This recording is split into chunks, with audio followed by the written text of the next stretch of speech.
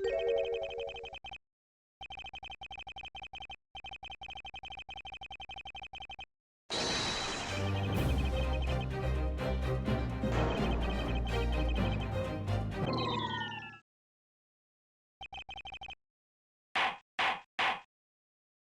there, everyone. Welcome back for some more Great Ace Attorney to Resolve. We are on the actual crime case of our mysterious soap poisoning of Shamspear. Curious.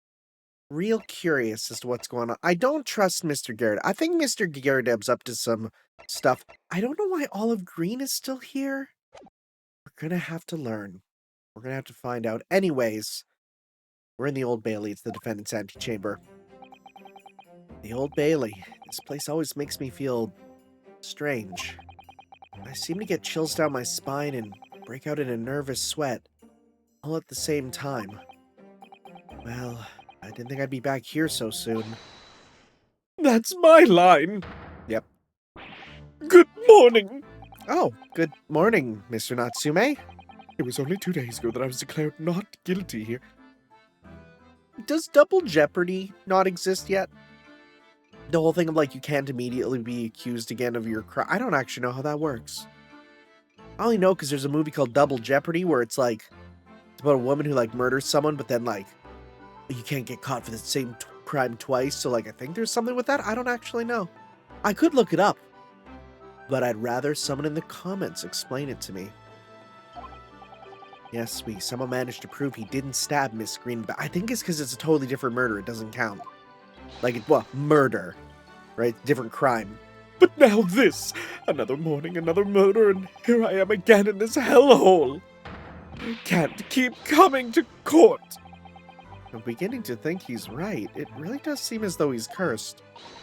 Mr. Naruhodo, I'm afraid I have bad news. Oh. Mr. Natsume, good morning. Yes, morning. So, here we are again. Yes, again.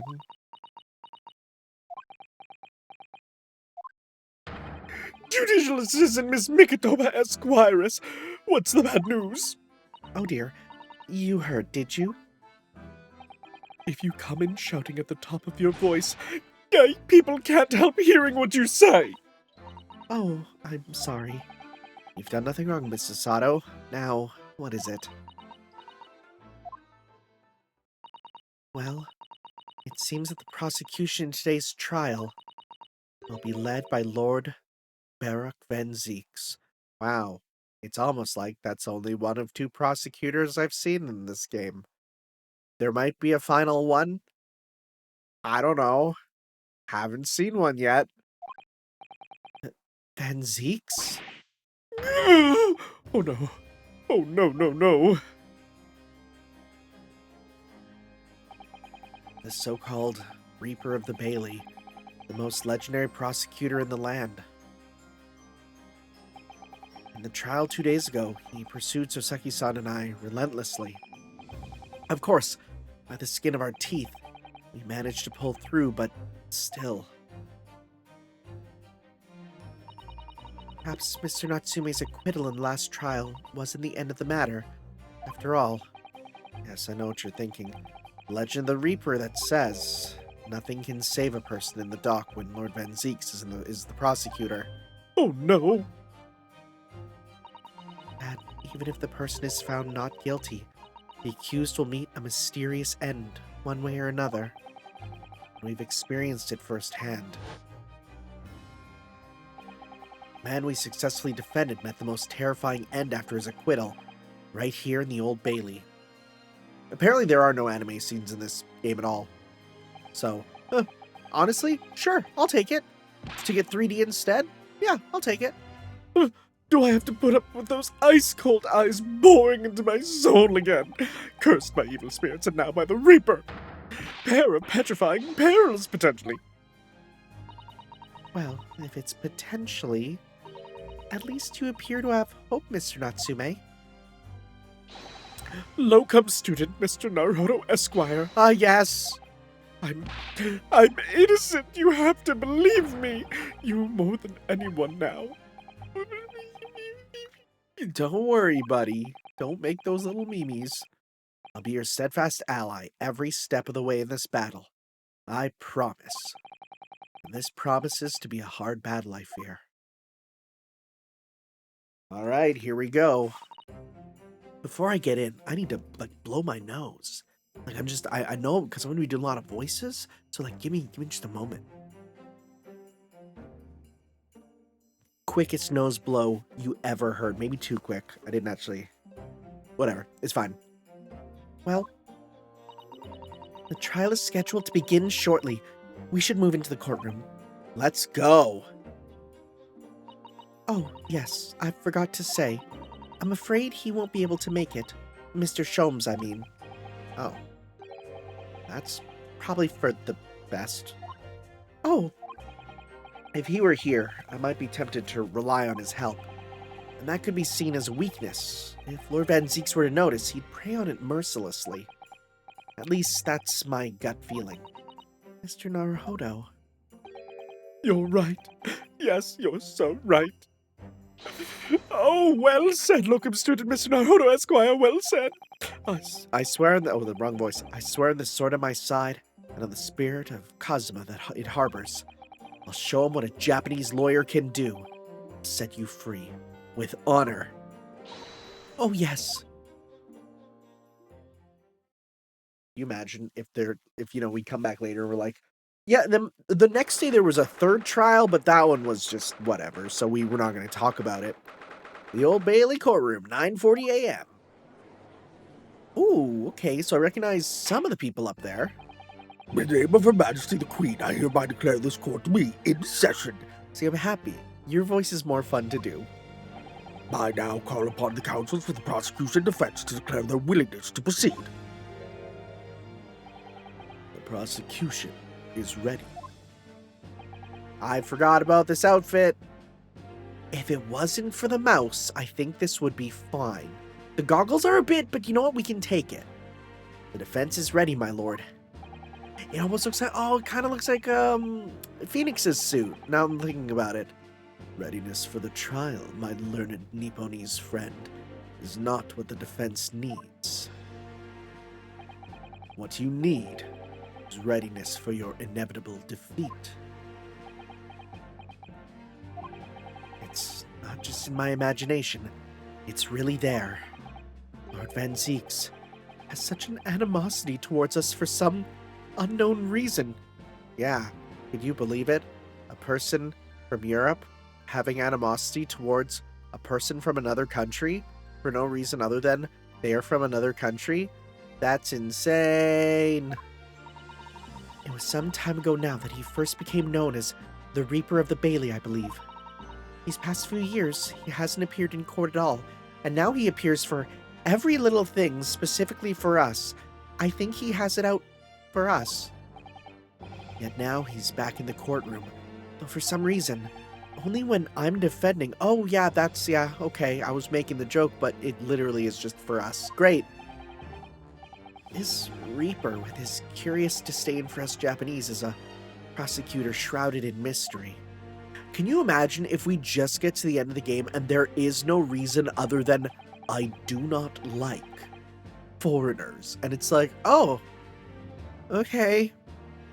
Still, this is the time to be pondering that. I have to concentrate on Saseki-san's trial. Furthermore, I now call upon the 6 ladies and gentlemen of the jury. You have been chosen at random to represent the will of the people in this trial. Are you ready to fulfill your duty?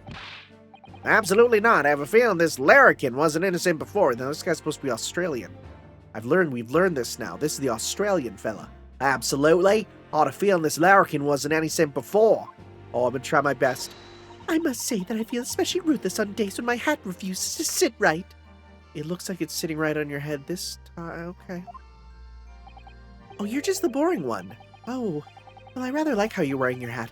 I think the ruthless look is very fetching, actually. You're new. I need to be somewhere at 10 o'clock. I have a very important meeting. Let's make this quick. Hey, it's you! I couldn't agree more. I need to take home 5 bob tonight or the missus will go through the roof. It is the funny old man! Oh, may the Lord show us all the light here, and lead his flock to a righteous verdict. Oh, has he found God between parts? That, or these are actually different people and they're just generic models, maybe? The British jury system is so very different to our own, isn't it? It's quite extraordinary to think that the power of judgment is in the hands of the 6 members of the public. I had to explain the jury system to my students here today. They had no idea about it. And like when I explained it, they're like, that seems abusable. I'm like, yup, it is. It was an interesting conversation about the positives and negatives of it. The judge can only pass sentence when all jurors are in agreement about the defendant's guilt. It's a good tutorial for those in Japan playing. 6 citizens of London chosen at random. Or at least that's the idea, considering we've seen 5 of them before already. The prosecution would draw attention to the fact that the accused was on trial here, but 2 days ago. Accordingly, where possible, the same jurors have been asked to return for duty today. Oh, it's intentional. Okay. Oh, we can't do... There's no Mrs. Garadeb. She's not here, right? Yeah. Very well, let us commence the trial. Lord Ramsay, your opening statement, please. Ladies and gentlemen of the jury, it is not the intent of the prosecution to cast doubt over your past decision. However, the innocent verdict afforded to this eccentric Nipponese before has had dire consequences. Did the accused repent for his wrongdoing in that affair? Far from it. Instead, he used his freedom to perpetrate the most blood-curdling crime, namely, that of the attempted murder of his neighboring lodger, an innocent Englishman. To explain the circumstances of the crime, the prosecution calls its first witnesses to the stand. We're getting coat off right at the start. Dang. Kind of wish that it had a bit of a time, you know? I like the catharsis of time to get serious, but alright. The detective responsible for investigating the scene, and the accused himself. Alright. Interesting, he's actually speaking. Normally they don't do that, right? Very rarely. I think, because mostly because I've been watching like Wooly play the original, and boy, they really don't like bringing in the actual accused to do stuff usually. Witnesses, your names and occupations, please. Yes, sir. Tobias Gregson, Detective Inspector at Scotland Yard's and Homicide Division. Sasaki Natsume from the Empire of Japan. My government ordered me to come here as a student to study your language and culture. Miss Natsume? Yes, my lord, sir. I'm quite sure I'm not mistaken that you swore an oath never to set foot in my courtroom again. I remember it as if it were yesterday. The day before, in fact, my lord, but close enough. Believe me, this is the last place I want to be. Inspector, let's hear from you first. Explain the case for the court. Right you are, sir. The incident occurred at the Garadeb household where the defendant has lodgings. In the ground floor room of the victim, Mr. William Shamspeare. The defendant had already admitted to visiting the victim on the night in question. Mr. Shamspeare collapsed in his room as a result of poisoning by strychnine?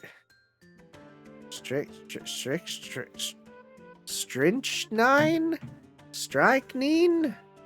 To Google? How the frick do you say that? Strychnine? Please. How do I pronounce it? Strychnine? Strychnine or strychnine, apparently. And it's apparently a song by the Sonics. Okay. Can I get the pronunciation, please? How do you say this thing? Is it strychnine? Strychnine. The British pronunciation is strychnine. Okay. So it is a highly toxic, colorless, bitter crystalline powder that can be fatal if inhaled, ingested, or injected. It comes from the strictgos tree, which can be found in India, Southern Asia, Northern Australia, and Hawaii. Pesticide used to kill rodents, birds, and other small vertebrae, also used to... Oh, it's rat poison. It also appears commonly in illicit drugs. Okay. Yeah. Strychnine is responsible for inhibiting postsynaptic glycerin receptors, mostly in the spinal cord, causing painful, involuntary skeletal muscle spasms. Great. Used to control pocket gophers. Okay. Mr. Shamspeare collapsed in his room as a result of poisoning by strychnine. He was found the following morning when the landlord, suspecting something was wrong, broke down the door. Okay. Do we know it's strychnine? This means I presume that the door to the victim's room was locked at the time of the incident? Correct, my lord. It was locked from the inside, making entry to or exit from the room impossible. Minus the open window. Although the victim, Mr. Shamspeare, lives to tell tale, he very nearly did. The man was halfway to heaven when we first found him. I was the first officer on the scene, my lord, and I have a photographic print here that I took at the time to show how it looked. Yep, it's in 2D. Yes, a chilling scene indeed. The man looks very much deceased. That's right. Everyone present believed that's exactly what he was. I never noticed the piss puddle on the ground there. That's intriguing. Very well. I shall accept this photographic print as evidence for the court. Crime scene added. Okay. Now then, Mr. Natsu, where are you going? I'm looking. Yeah, see? There's a puddle of pee-pee. Did Mr. Natsume come visit? And did he find the piss drawer? And then he's like, he fought back, and then Mr. Natsume was like, don't worry, I too have a piss drawer. And then, but by that point it was too much, and I didn't think this joke through. Now then, Mr. Natsume. Yes. As a defendant, do you have anything to say at this juncture? They're haunted by evil spirits. Good gracious, what's haunted? My lodgings. There's been a whole series of strange happenings in my lodgings. The tenant before me died in mysterious circumstances. A woman was stabbed by no one out on the street outside. My neighbor was poisoned. And me! What about me? I've been nearly killed countless times. Killed, Mr. Natsume? How? Even on that fateful night it happened. When I returned from Mr. Shamspeare's room, I lit my gas stove and climbed into bed, but before long, the stove went out, and somebody tried to kill me. You must always extinguish all fires before retiring for the night, Miss Natsume. But it's so cold, my runny nose would freeze. The point is, I didn't poison my neighbor. Oh, why am I being accused of this? Why is my existence so cursed? Thank you, witnesses. I believe I have a reasonably clear picture of events. If I could raise one more point, my lord. One more conclusive point. Conclusive? Go on. Fortunately, the victim, Mr. Shamspears, regained consciousness after his ordeal, and he has named the true culprit. The poison consumed by the victim was administered in a cup of tea that he drank on the night in question. Tea, my lord, that was brought to the victim's room by the accused. The accused? Good grief! Order! Order! Yes, that's the crux of this whole case. If Saseki-san is innocent, then why? Why has the victim accused him? Maybe he too is racist. That could literally just be it. It could just be keep coming round to it for everyone. Well, Miss Natsume, what have you to say to this accusation? That evening, yes, I did take some freshly brewed tea with me when I visited Mr. Shamspeare's room as a gift. The public water pump outside always freezes at night, so I brought bottled water especially to make it. Oh, did you give him Dasani? Well, yeah, that would kill anyone. That stuff, ugh. How do people drink that? Ugh. Tap water is better. And this is the result. Never will I touch tea again. Never. Yeah, no, don't think the tea's the problem, buddy. Public pump was frozen, you say? That's not information we've heard before. That will do, thank you. Now, according to our laws, the defense must have the opportunity to cross-examine witnesses at least once. Therefore, I call upon these witnesses now for a formal testimony. I presume the prosecution has no objection. Yeah, you can't object to due process. None whatsoever, my lord. Yeah, right? You better not. Good. Then you will give your account of events on the night in question to the court now. Yes, my lord. All right, here we go. Catastrophic night. It was around 9 o'clock that evening when I visited my neighbor, and I took some tea with me as a gift. We had a heated literary debate over a nice hot drink, after which I went back to my room at around 11. That's a long debate, honestly. My tea was completely harmless. He couldn't have locked the door behind me otherwise, could he? Strychnine takes some time to have an effect on the body. People don't keel over immediately after taking it. The victim would have been perfectly able to lock the door after his guest left. The argument still stands. Okay. Yes, I see. It all seems relatively straightforward. Wait till the soap comes up, buddy. Excuse me, but that testimony does raise one other crucial point, I think. Mr. Natsume claims his tea to have been harmless. Presumably, though, the teacups have been examined for traces of the poison, haven't they? Why didn't I think of that? 'Cause you're kind of stupid, buddy, but okay. Well, as it happens, no. We haven't been able to. Did I hear you correctly, Inspector? Scotland Yard has failed to examine the suspect substance? How could you have overlooked something so important? Isn't that the first thing you should have done? My learned Nipponese friend is falsely incensed. I have not married my sister. That's not what that word means. The inspector said Scotland Yard was unable to examine the tea.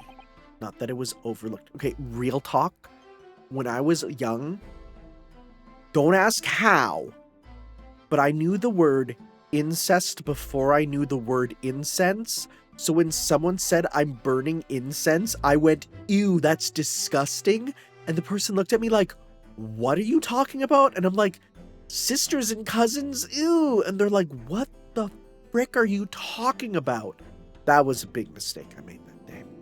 Always make sure you 100% know what words you're saying before you say them, because if not, you'll look like me. And also, you can probably find a bajillion examples of me saying stupid stuff in these videos where I use words incorrectly, and it's fine. I'm not in work mode. Unable? Why? It's simple enough. There was none left. Not a drop. Someone must have been very thirsty indeed. Are you saying that he literally was like, I will drink this tea, and then took his tongue around the thing and got every little bit? Wait, that's impossible. We literally have there's none left. Bro, there's literally a ring of tea. That is residual tea, my dude. It's dried, caked up tea. Someone must have been very thirsty indeed. With current scientific techniques, it's not possible for test for poison under such circumstances. We only need a drop, but that one drop does actually have to exist, funnily enough. Oh, I guess dried doesn't count. The lack of examination notwithstanding, it appears nothing other than tea passed the victim's night on the lips in question. I see. Thank you. The matter's clear. Cast your eyes over the jury, my learned friend. What? You can see it in their faces, I'm sure. The recognition of the accused's guilt. Can you imagine if that's Miss Gardeb and she's just divorced Mr. Gardeb? and just immediately in 2 days became a hot lady? Your client's fate is all but sealed.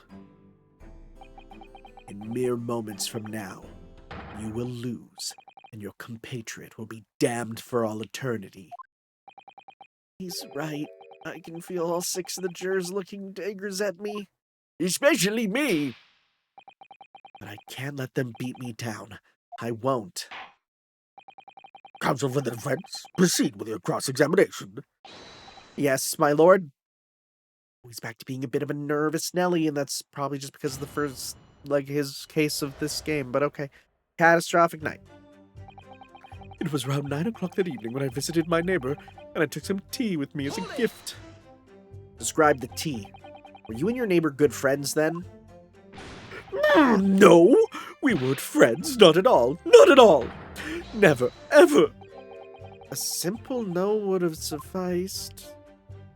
Oh, just put on that non-existent armband, buddy. Then, why did you decide to pay him a visit? Mr. Shakespeare fancies himself as having great literary knowledge. As a fellow scholar of English literature, we find much to talk about together. Come now, no Nipponese could understand the finer points of English literature. You're not escaping the allegations, buddy. And on the night in question, we're just gonna let that stand. On the night in question, that was the topic of conversation as well, I presume? It was the day of my last trial, and when I was acquitted. I just arrived back in my lodgings when I ran into Mr. Shakespeare outside on the street. That was around 6 o'clock. We exchanged 1 or 2 pleasantries, but it soon turned into a heated discussion. He was on his way out at the time, though, so I promised to visit his room that evening at 9 to continue our debate. But did I have ill intentions? No, not one, not two, not any, not at all. Never, ever. A simple no would have sufficed, I feel. Then tell the court what did happen when you visited the victim's room. We had a heated literary debate over a nice hot drink, after which I went back to my room at around 11. All right. A literary debate about Shakespeare's work, I think you said, didn't you? Shakespeare? Oh, very worthy topic of conversation, I must say. Oh, yes, my lord. Romeo and Juliet, who was stronger? It was profoundly pleasurable parley. Romeo Juliet? Who was stronger? I know I'm going to regret asking this, but how did the debate go?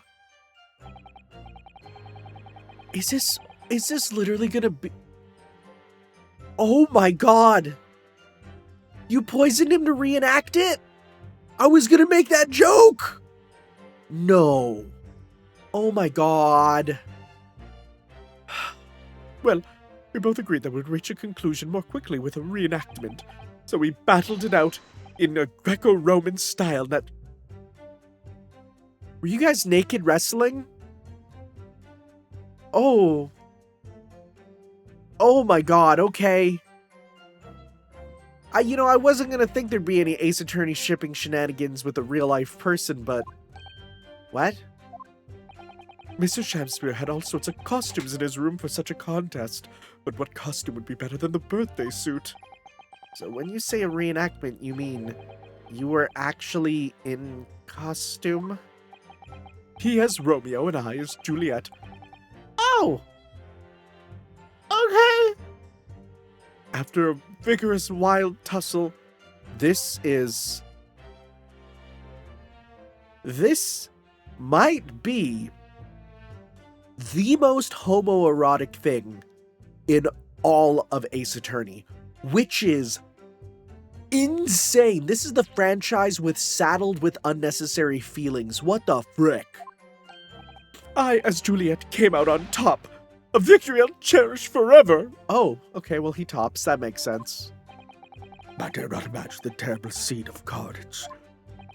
The fact remains that it was you who prepared the tea and took it to the victim, correct? I boiled the water in my room and made a pot to take with me. I'd heard that he was too poor to have tea himself, you see. It's true. There was no sign of any tea leaves in the man's room. I wanted to do something nice, to be friendly. So why is everyone looking at me with such suspicion? My tea was harmless, of course it was. But do you have any basis for that statement, witness? My tea was completely harmless. He couldn't have locked the door behind me otherwise, could he? Tell me more. Yes, there was not a drop of tea left in the victim's room anywhere, was there? That's correct. Anyone would think that the fellow had never had a pot of tea before. He must have licked it dry. Hold it. No, he didn't. There's no tea ring inside Mr. Natsume's cup. Mr. Natsume licked it dry. This was there. He didn't put that in your testimony. Which is a pity, because one drop is all we could need to analyze for poison. And you say that you returned home to your room at 11 o'clock, Mr. Natsume? Yes, definitely. By heaven and earth, I swear it. The landlord was able to verify that, as it happens. He confirmed the defendant went back to his room at 11 that night. But how was the landlord able to attest to this? He, said it was the lamps, I believe. The lamps, Inspector? When tenants return to the rooms and start using gas, the lamps in other parts of the house flicker. Yes, Mr. Garrett seems to pay a lot of attention to the comings and goings of his tenants. There's only one key to Mr. Shakespeare's room. I know that for certain. So he must have locked the door himself from inside his room. The victim has confirmed that to be the case, yes? So I'm right. My tea was harmless, completely harmless. If you take poison, you die. Everyone knows that. It's not that simple, I'm afraid. What do you mean?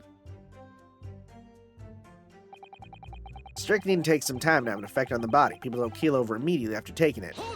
Okay. How long does it take for symptoms to appear then?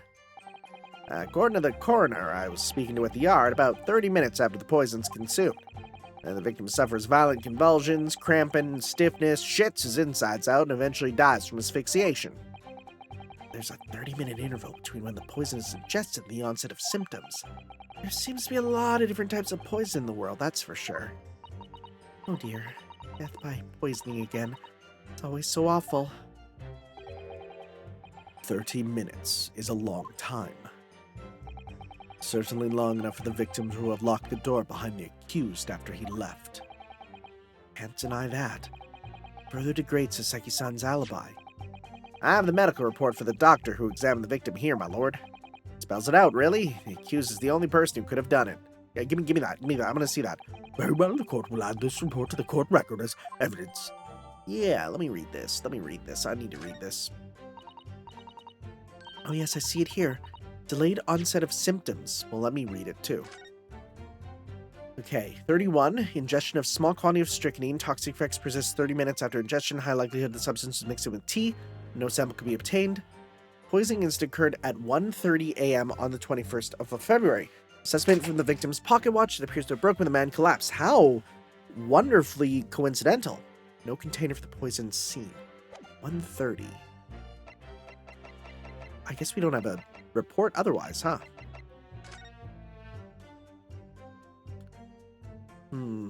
No clocks or anything? No. Okay. Great. 1:30. The victim would have perfectly been able to lock the door after his guest left. The argument still stands. Is there something else with time here? I went back around 11. Wait. Okay, well, there we go. That's the evidence that something's wrong. Right? We'll finish this here, but it's right there. The timing's off. The argument still stands, you say? Here's what Mr. Natsume has been saying, isn't it? The pair of them drank tea together that night, so if there was poison in it, the victim wouldn't have been able to lock the door after the accused left later on. Exactly. Me and my tea are innocent. Sweet and innocent. Oh, sweet tea. Oh, you got that imported from America? I'm afraid, sir, that doesn't follow. You see, strychnine is a slow-acting poison. In other words, it takes time for symptoms to appear.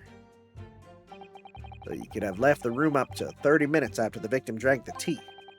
As long as you did that, Mr. Shamspeare could have locked the door after you'd gone.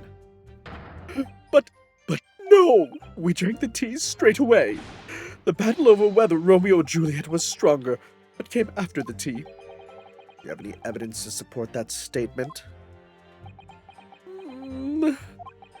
In my great homeland, the Empire of Japan, we have a saying, drink tea while it's hot.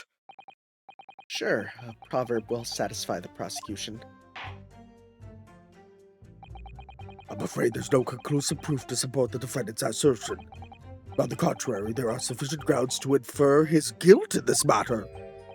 No! That's the extent of their testimony, is it? I could voice a personal opinion, Mr. Naruhodo. Of course, go ahead. Mr. Satsume is arguing for his defense so adamantly and persistently, yet Inspector Gregson just brushes what he says aside. It's really quite infuriating. I agree. We need to find an inconsistency in what the inspector is saying, I think, and my nose is plugged up again. Oh, I need to quickly blow it again. Okay, that one I actually had to cut away for, because it was one of those times where, like, you blow your nose, and then, like, you're clear, but then instantly right after you have to blow it again, because it, like, refills up. It's not great. It's not great, but, we should be in the clear for now. I did just blow out my nose. I don't even know if you heard that. Anyways, I'm finding inconsistency with what the inspector is saying. I'm afraid so. As things stand, the jurors are sure to find Mr. Natsume guilty. Well, they'll still do, because they hate him, but it's fine. As I see, what we need to focus on is the poison in the tea. Better poison than poisson, am I right? Let's listen carefully to his testimony again. Let's go. So it was 9 o'clock when I visited and took some tea. It was right here. I went back around 11, right? Because even if you drank it at the end of the time, right? Because it says 30 minutes after ingestion, and the poisoning occurred around 1:30. Like, what? Yeah. Yeah, there's ridiculous. The timing is so off. Unless we get some stupid stuff about, well, actually, it happened on daylight savings, and so the time jumped forward, so actually, I would scream. There's no way it's going to be this, but let's just see here. Objection. There we go. Mr. Natsume, you say it was 11 p.m. when you left to return to your room, correct? Yes. Thank you for being so succinct. And Inspector Gregson, can we rely on the information in the medical report unconditionally? Of course we can. There's no problem with that. Report, sunshine. Actually, I think there's a very big problem. Because there's a chronological inconsistency between it and the defendant's testimony. What? What are you on about? Using big ol' English words? I don't know what that means. And I'm from England. You Nipponese. It's like, whoa, okay. According to this report, the victim must have consumed the poison at around 1:30 in the morning. And yet, the defendant, Mr. Natsume, left the victim's room at 11. Yes, that's right. There's more than 2 hours of missing time there.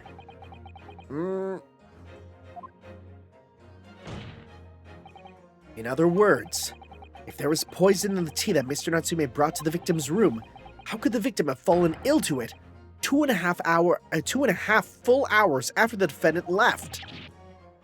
Oh my goodness, they did the exact animation. That's wild. They must have the same, like, Monster Hunter skeleton data. The defense's argument is entirely reasonable. How do you respond, Lord Van Zeeks? Oh, is that red tea? Drinking some red tea. Swirl, whiff, and crush? No. Pray forgive the discourtesy if my mind has wandered. Crush? I will consider what cuisine would best complement the contents of my hollowed chalice this luncheon. No, he's not breaking it yet. How could it have happened, you ask? Oh, there we go. I do hate to shatter illusions, but my Nipponese friend appears to be chasing a phantom idea. A phantom? Is it so hard to imagine that the victim drank his tea after the accused had left? For example, at the time stated in the medical report. Yes, at around 1:30. Who drinks tea that late? Are you stupid? Mr. Natsue brought the tea with him to drink together with his neighbor. And in Japan, there's a well-known saying, drink tea while it's hot. And in my country, there's an even more apt saying, Binley Mega Chippy. In it, there is nothing more refreshing than cold tea. The point is, there was such a long gap. There may be other ways to explain how the victim came to be poisoned. Other possibilities. What sort of possibilities, counsel?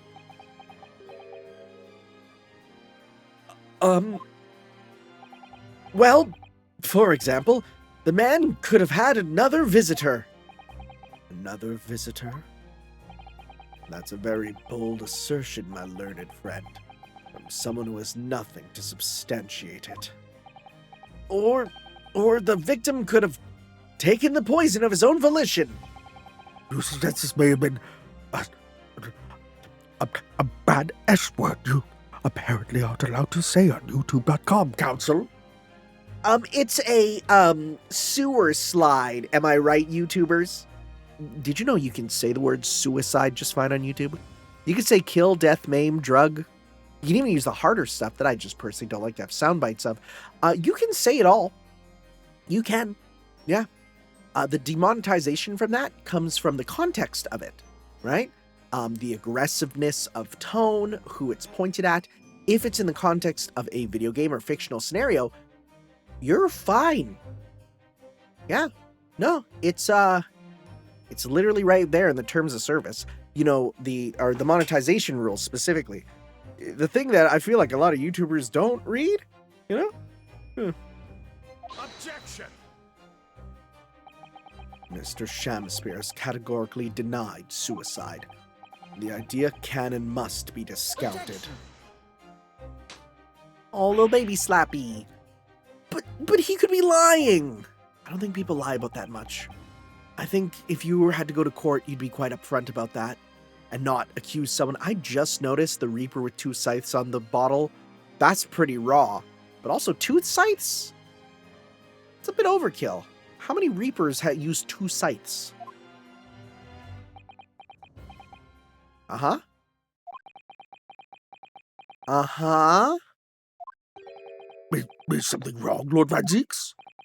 I was listening to the sound of the carriage pulling up outside the courtroom. Oh, you have damn good hearing. Pray, forgive the discourtesy. Carriage? Is he literally doing, my Uber is here, let's finish this up?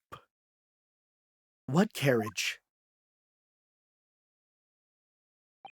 It would seem that the key player in this case has just arrived. Hold it, who's it? Is it Shamspeare himself? Hello? He looks back. Yes. Out, out, brief candle, life's but a walking shadow. A poor player that struts and frets upon his hour upon the stage, and then is heard no more. Oh, we just studied that one, though it's a little different from that. It is a tale told by an idiot full of sound and fury, signifying nothing.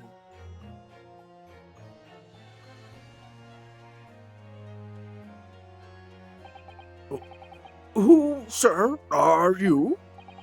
William Shamspeare, my lord. Alas, 'twas I, undone by these bitter events. I am the victim. What? That's your real voice? What's he doing here? He has a little staff. The prosecution seeks to call this gentleman to the stand. With his testimony, my learned friend's futile resistance will be utterly crushed. You're calling him as a witness? Very well, counsel. I grant your request with interest. This is going to be interesting. Ooh, I want to see what this is going to be like. I'm curious to discover what the court shall hear from the victim himself.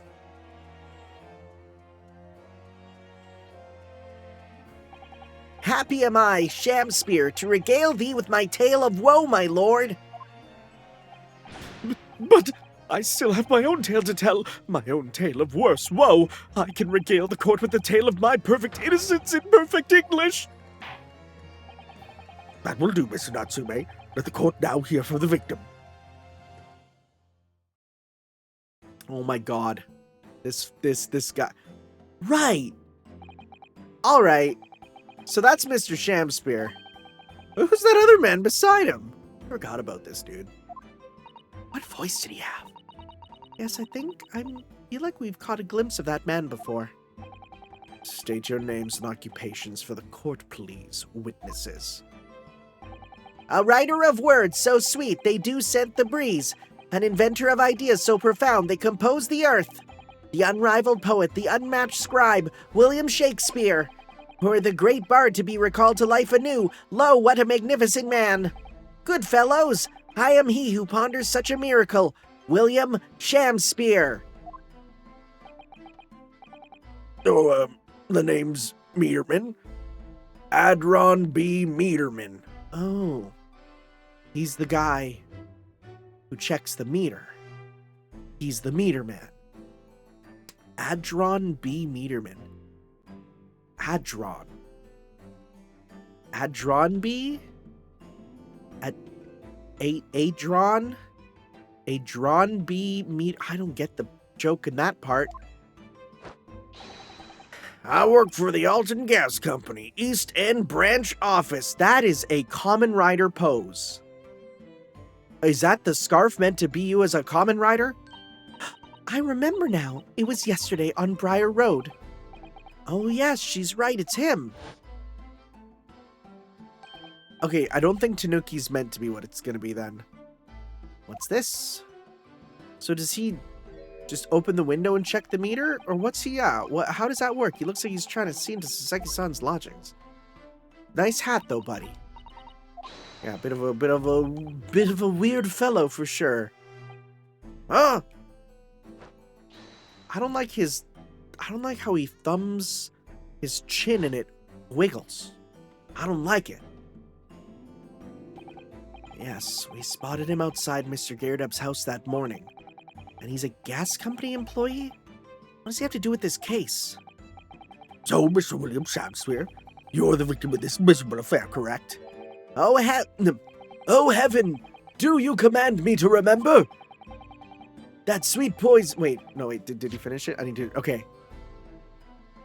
Yeah, no. Now we're out of the quote. So I'm doing two voices, one for quote, one without. That's the joke now.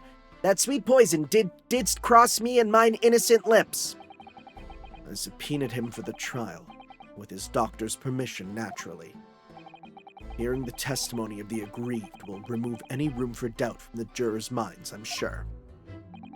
Behold, you have only to arrange the letters of my name to see that me's a seraph. Shut up. That's actually really funny. An angel, indeed. It's so stupid. That's really funny. Thus be I noble of mind, sweet of nature, and verily honest of heart, as all heavenly angels be. Because there isn't a less contrived meaning in your name. No, not at all. Jurors seem to be very moved by this man, I'm afraid. Oh no, they're stupid as hell. You're actually taking this seraph anagram idea seriously? What the frick? Not the religious guy.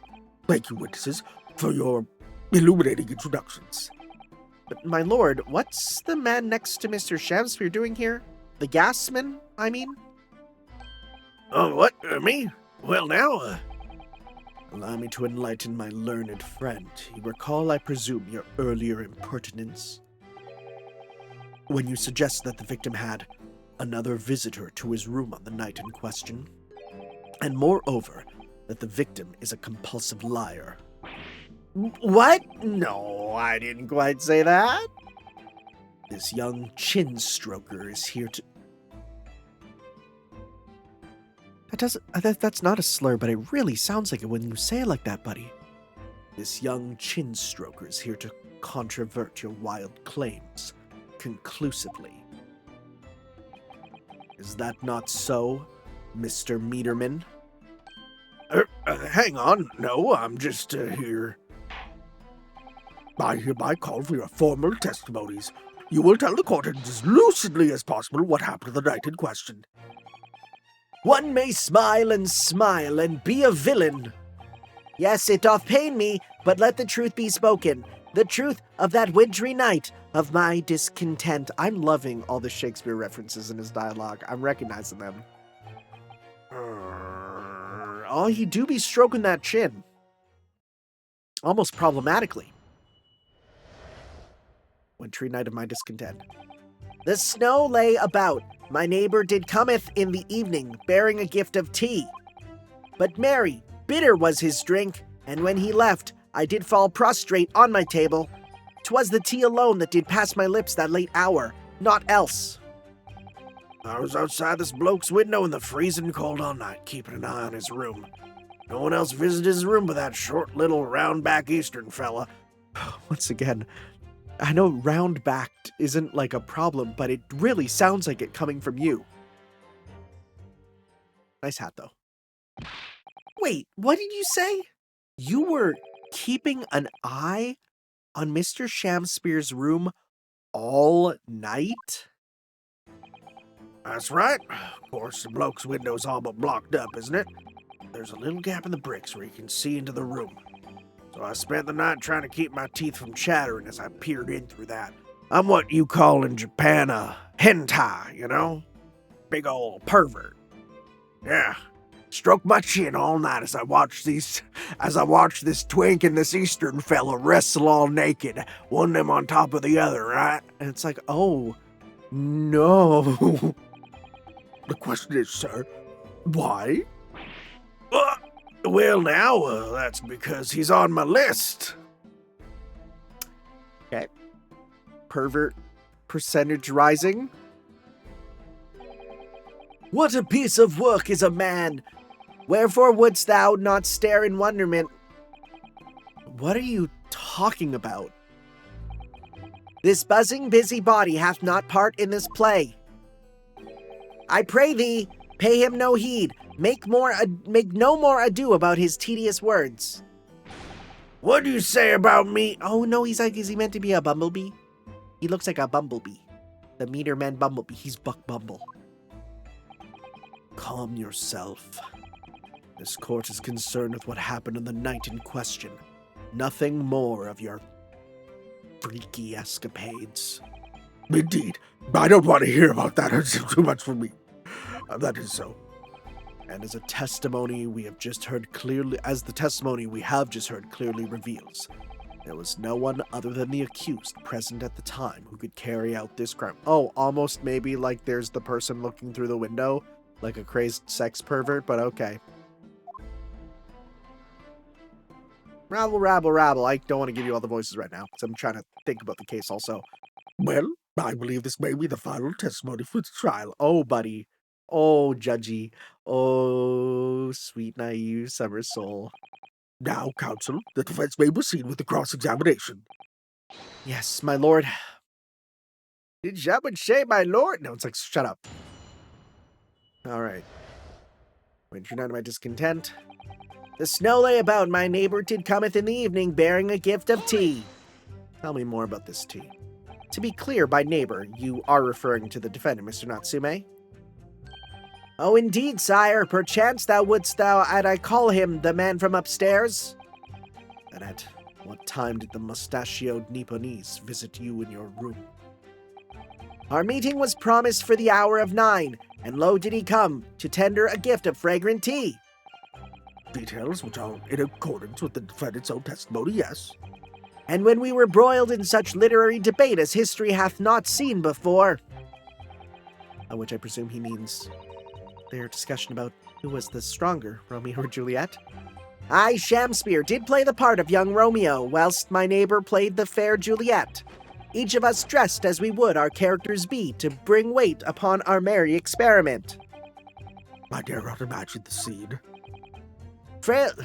Frailty thy name is woman. Canst thou imagine how dismayed I was? Yes, I had heard of the Eastern art of jujitsu, but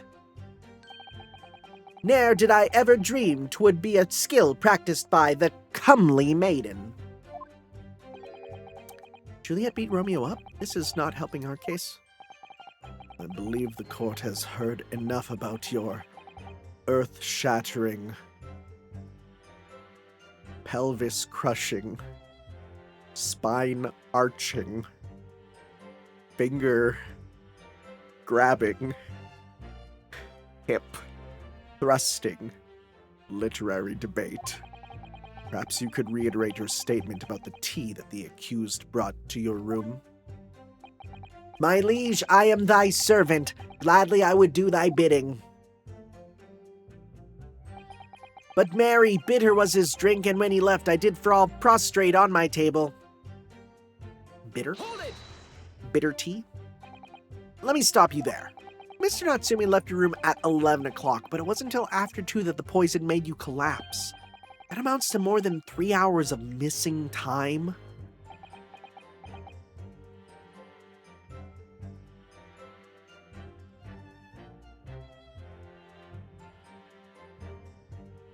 Look at him go! I'm just shocked. I could have this animation play forever.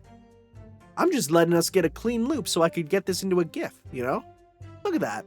Anyways, if the defendant, you can't just dance as your answer, buddy. If the defendant had really put the poison into your tea, that 3-hour window of time is something you're gonna have to explain. Gladly, 'tis an easy task. What? I did drink of the tea, not while my guest didst tarry, but after he took leave of me. Faith, 'twas stone cold, but at 1 hour post midnight, verily were my lips parched. That doesn't sound normal. Do I look normal to you? Fair. Nay, 'tis quite ordinary, sire. After all, thou wouldst recall our fiery debate. Amidst such an argument, there be no time for fiery tea. Does he just have a million animations? Romeo and Juliet again. Who was stronger? Mr. Shamspeare, in summary, allow me to confirm. Did you not come here with the intention of naming your attacker? But of course, my liege. 'Twas the stooped lover of words did attempt to shuffle me off this mortal coil. We all know what that means. 'Twas the tea alone did pass my lips that late hour, and naught else. Can we present the letter? Did he eat the letter? So, you didn't have any kind of evening meal? Dinner? Supper? Is there a difference in Britain? I use those 2 words interchangeably. Ha! Fie on luxury, fie on gluttony. To eat thrice daily is but a waste of time. True, that's why I don't eat breakfast, not any other reason. Sorry? I would that my belly were full. No more oft than the sun doth rise. How many animations does this dude have? Well, most. Heroic eating habits, I must say. Night and day do I fill my hours with learned study of the great bard and playwright. Hence it is that there doth not in my chamber be than costumes of mine art. That would appear to be the case, as even a rodent was found starved to death in your room. That was my friend Larry. Oh no. Now I think of it, it's not just food that was conspicuously missing from the room, is it? I don't recall seeing a single play or script anywhere. For I have devoured them all. Oh. You've eaten them? Every word be in my skull. Didst thou imagine otherwise? Right, that wasn't misleading at all. Now, could you turn around, do you think? Which brings us to the conclusion that the only way the poison could have passed the victim's lips is in the tea. Maybe he opened up a letter of anthrax and just died. I was keeping the bloke's window in the freezing cold all night, keeping an eye on his room. Why? Please explain. But the windows of that house have all been filled in. A historical artifact of the now-defunct window tax. Yeah, you're right there. All bricked up horribly. Just like I was watching those two blokes go at it. But as it happens, there's a little part of the brickwork at the bottom corner that's been opened up. I was looking in through that gap. Yes, that there were a few bricks loose, weren't there? And for some strange reason, a couple of bars of soap lined up on the ledge outside as well. That's for, lubrication there. Oh! What do you think what made that hole in the soap? Oh! I don't like going around poking my chin in other people's business, especially on freezing cold nights. Them's my order, so that's what I'll keep doing. As long as there's breath in my body. Breath out my body. Breath in my body. Breath out my body. Big, deep, heavy breaths. How are you whispering like that in court? What's with all the theatricals today? Out of interest, Mr. Meterman, after the accused had left and returned to his own lodgings, did you see the victim leave the room at all? Oh, time for a sip of water. I feel it in my throat. Ah, there we go. No, he never left. He was in that room the whole time as far as I was concerned. And we can therefore discount the possibility of suicide. How can you be sure of that? The police carried out a thorough investigation of the scene and found no receptacle for the poison. Oh. Are you stupid? You could easily fill this little thing with poison, and that would kill you. Right? And since we know the victim didn't leave his room, and hence didn't dispose of the poison's container himself, it's clear that this was no attempted suicide. Only the culprit could have removed the receptacle. Ah, yes. Lucidly explained, counsel. Thank you. It really was. You can't argue with the logic. No one else visited his room but that short little eastern short little round back eastern fella. Hey, the letter. You say a short little round back eastern fella. So you can't be sure it was the defendant then? Objection! Objection. All of you look the same. It's like, whoa, buddy. How many other short little round-backed Nipponese with a mustache do you think there are in London? Well, of course, it's only a narrow gap and it was quite dark, so I didn't notice the mustache. But it showed up around 9, so I'm pretty sure myself. When the person you saw arrived, did he and Mr. Shamspeare drink tea together? Nah, sorry. Couldn't say. Why not? Because couldn't see into the room all that well, could I? What I did see was a silhouette of that little round-backed fellow wearing a pretty dress. He really got my meter running. And the pair of them started some kind of wrestling match, I tell you. Well, I didn't know what to make of it. I suppose everyone has their awakening sometime, Mr. Naruhodo. That was the Romeo and Juliet championship battle getting underway. Mr. Meterman, allow me to confirm one final time. Apart from the accused, can you state with certainty that no one else visited the victim on the night in question? No question. Gasman's honor. Hello? Who? Boy, these unvoiced holdits are a problem. Oh, what? My lord? I gotta get Australian. Goodness me, yes, Mr. Foreman? Kept my mouth shut and listened up to now, but this has gone on long enough. Are you all with me? It's not. I can't do British and Australian at the same time. My brain can't handle that. Australian. Nope, it's not happening. Let's not do that.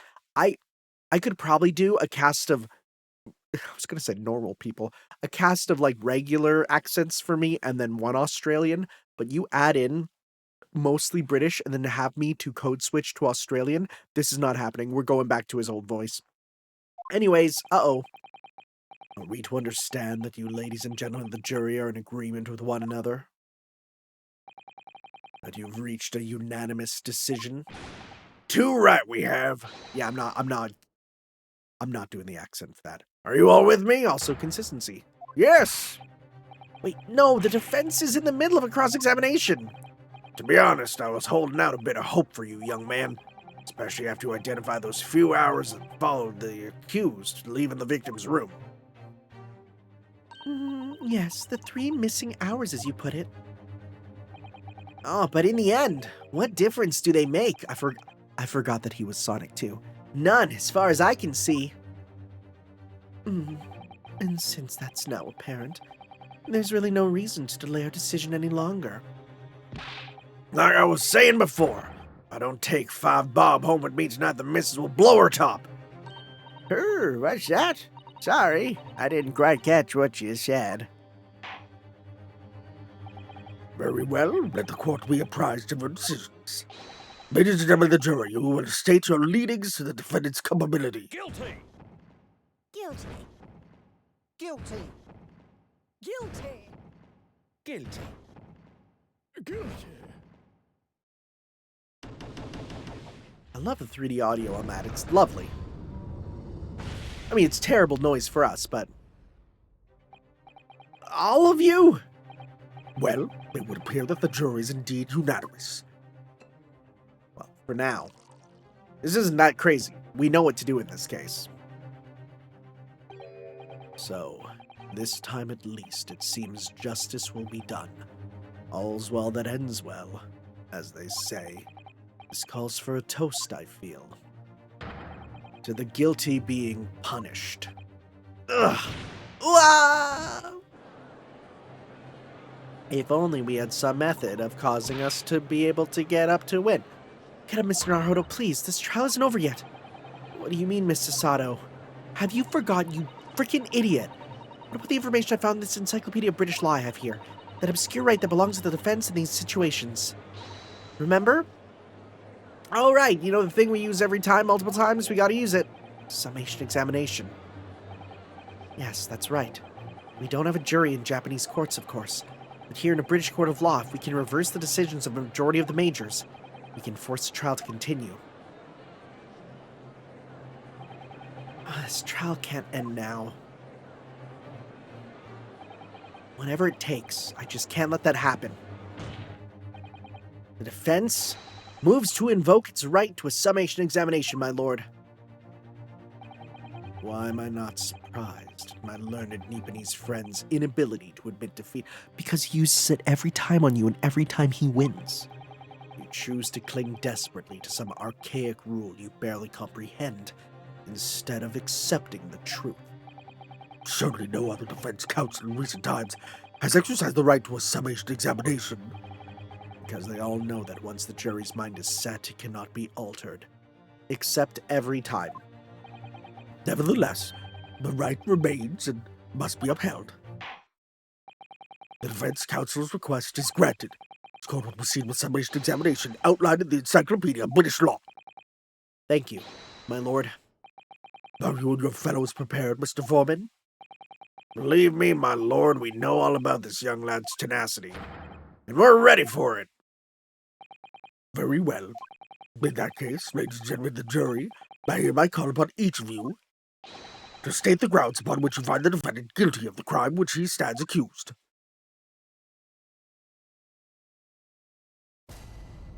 Judicial findings. What are we doing? Richard may not be well off, but he's a noble man and straight up. There's no reason to doubt the man. Well, I do declare that the gentleman has no reason to lie. In fact, I think he's rather splendid. Just look at the accused by comparison. He's Japan. I guess I'm turbo racist too. He's Japanese, stoops all the time, and has a mustache. Very fishy. There's no evidence to suggest that the gangling actors are fraudsmen. For now, at least. I really don't care, I just need to end this trial quickly. 3 hours of missing time is nothing when you reach my age, you know. Nothing at all. Sometimes you close your eyes and, well, that's 6 years gone in a flash now. My wife's gone now. Don't know where she went, but that's okay. I have the Lord of God above. I knew it. Every one of them seems completely convinced. It would seem that all the jurors have come to the conclusion that Mr. Shamspeare is a fine, upstanding, and honest citizen. If you ask me, they've all been bewitched by his strange theatrical movements. And sadly, nothing Mr. Natsume has said appears to have registered at all. Well, here goes. Let's not forget. I pleaded with the jury on Sasaki-san's behalf before, and it worked. So you never know. Before we begin, it might be an idea for me to remind you exactly how a summation examination works, Miss Naruhodo. Well, you're still very new to British law, after all. That's true, I suppose. And Sasaki-san's fate is entirely in my hands now. There's always a chance I might have forgotten some crucial detail. Perhaps I should hear her out. I wonder, should I let her talk me through it again, or not bother? Nope, I'm good. Thank you for the kind offer, Miss Sasato. But I've been through plenty of these summation examinations already now. I think it's important that we don't delay the start of any longer than necessary. Of course, I understand, and I'm quite sure you're right. No, it's my descendant. If you're confused at any point by anything, you can turn to me for advice whenever you like. I'll be here for you. The key to this is really listening carefully to each juror's statement,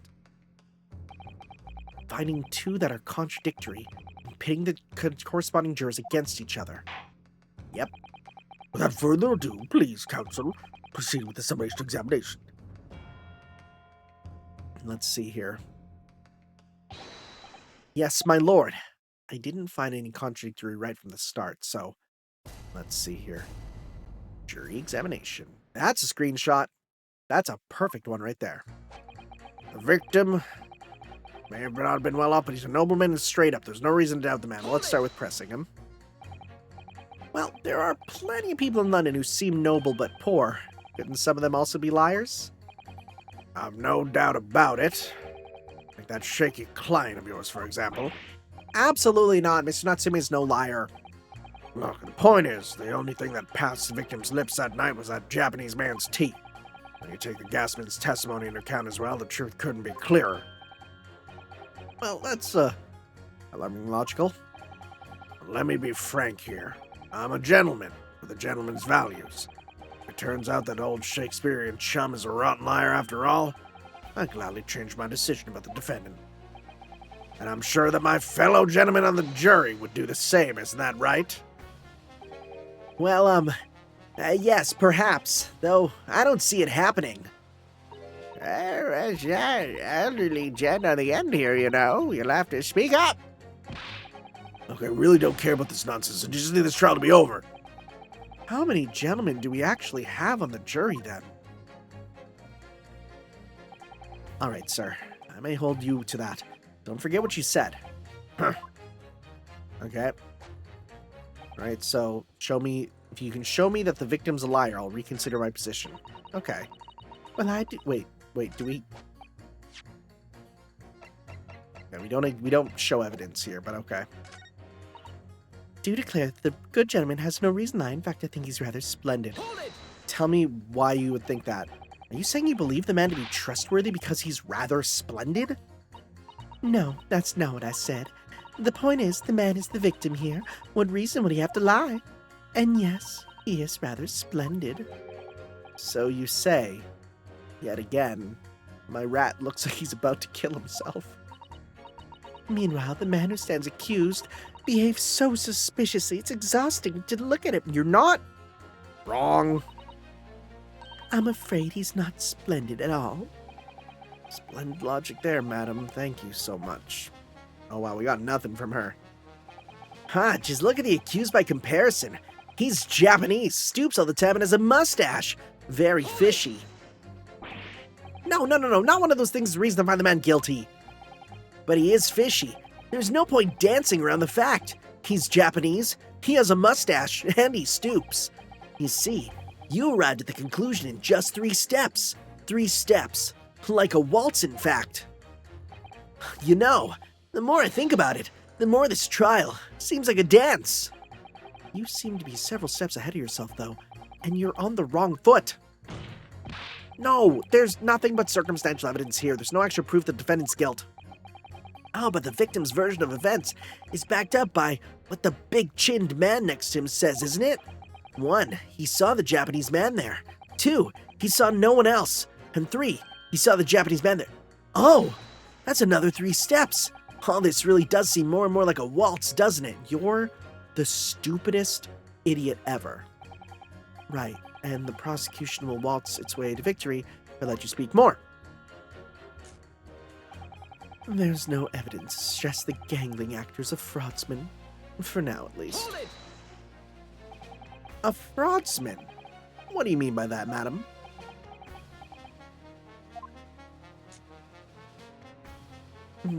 It really is most tiresome problem for the company. Most irritating. We can be absolutely certain that a customer is stealing from us, but without hard evidence, we can't even threaten to take action for fear of being sued. I'm sorry, you've lost me a little there. Who are you? I'm the wife of Augustus Altamont, owner of the Altamont Gas Company. Oh. Oh, gracious! Altamont Gas, you say? Gas is the future of energy in this country and around the globe, but proper handling is essential. As I'm sure our employee from the East End branch office would be the first to agree. Absolutely, Lady Quinby. Gotta be used properly. Altamont Gas is the best in the world, of course.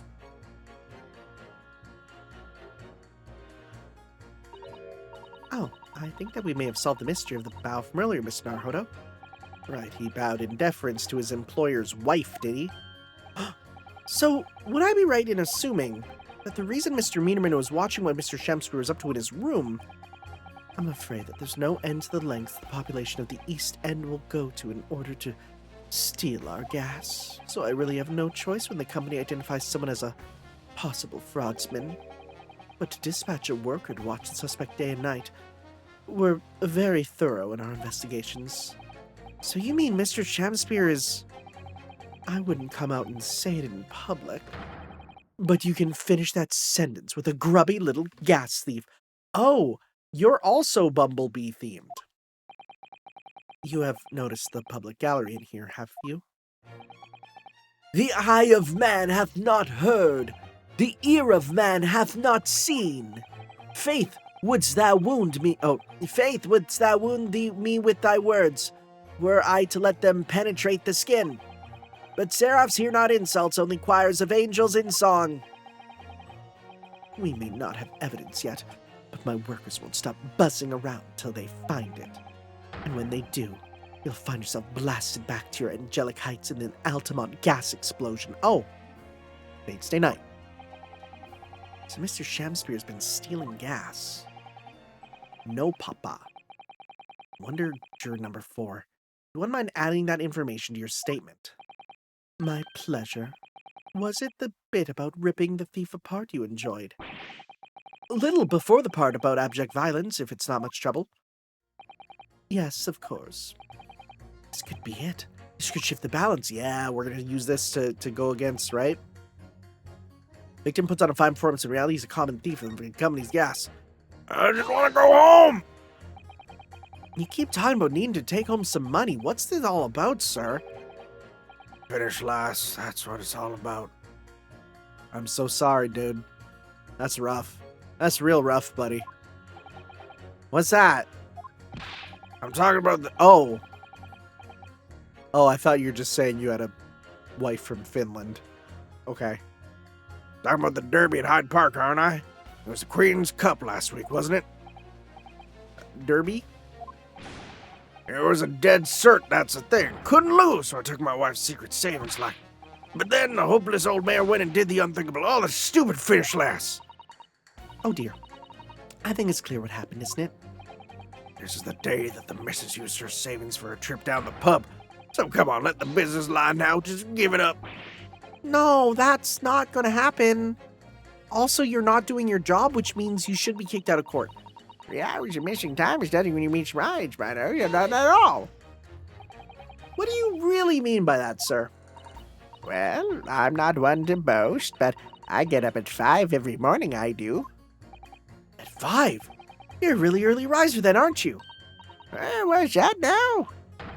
I said you're an early riser. Oh, well, I wouldn't say that. I mean, I like to while away the hours in the evening reading books as well. But by about 2 in the morning, I'm usually too tired to go on. He sleeps at 2 in the morning and gets up at 5? Oh my, that means he only has 3 hours of sleep each night. What's that, dear? Only 3 hours of sleep each night. Well, that's right. You see, 3 hours of missing time, like I said. It's not much, is it? This really isn't helping. Alright, we got our one contradiction. Each summation examination is identifying contradiction between juror statements, Mr. Naruhodo. Once I've found 2 jurors whose statements can't coexist, I need to pit those 2 against each other. And hopefully when they see what they're saying doesn't make sense, they'll change their leaning. Yes, if you're able to change the minds of the majority of jurors, the trial will continue. But conversely, if you're unable to do that, the judge will declare the trial over and move to adjudication. Can't let that happen. Somehow or other I have to turn this trial around, but we got the one. Right? Show me that the victim's a liar, I'll reconsider my position. Right?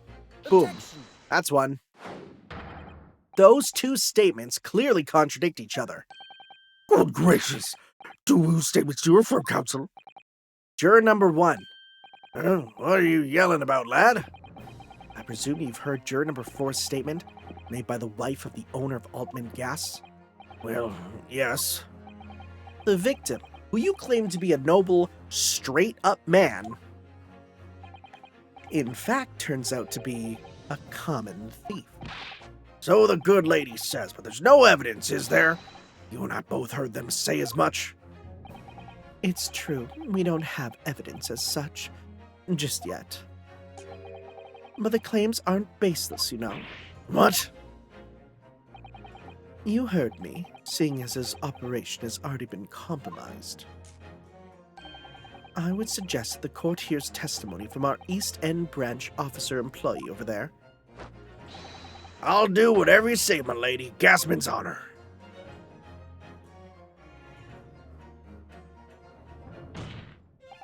Juror number 1, you say you're a man of your word. If I could show that Mr. Shamspeare was a liar, you assured me that you would reconsider your decision about the defendant's guilt. Yes, I did say that. As a man of my honor, I'll hold to it. As I'm sure the other gentlemen of the jury will. Me? Huh, well, yes.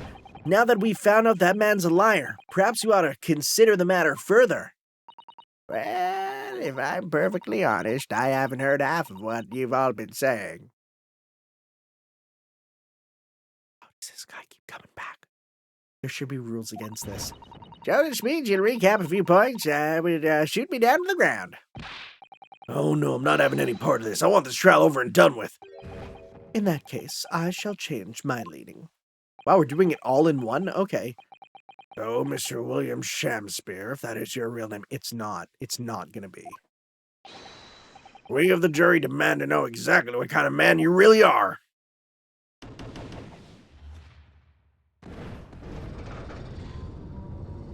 Boom. That's in our favor now, baby. That's 4 jurors. 4 for not guilty. Yes, Mr. Naruhodo. Victory. For now. Order, order. Well, this is quite extraordinary, I must say. As a result of events, as to summation examination, the jury's leading has changed. Now only 2 jurors say guilty, whilst 4 say not guilty. I therefore declare this court to be in a state of disaccord, and order the trial to continue. Commercial break. And by that I mean video break. What are we doing?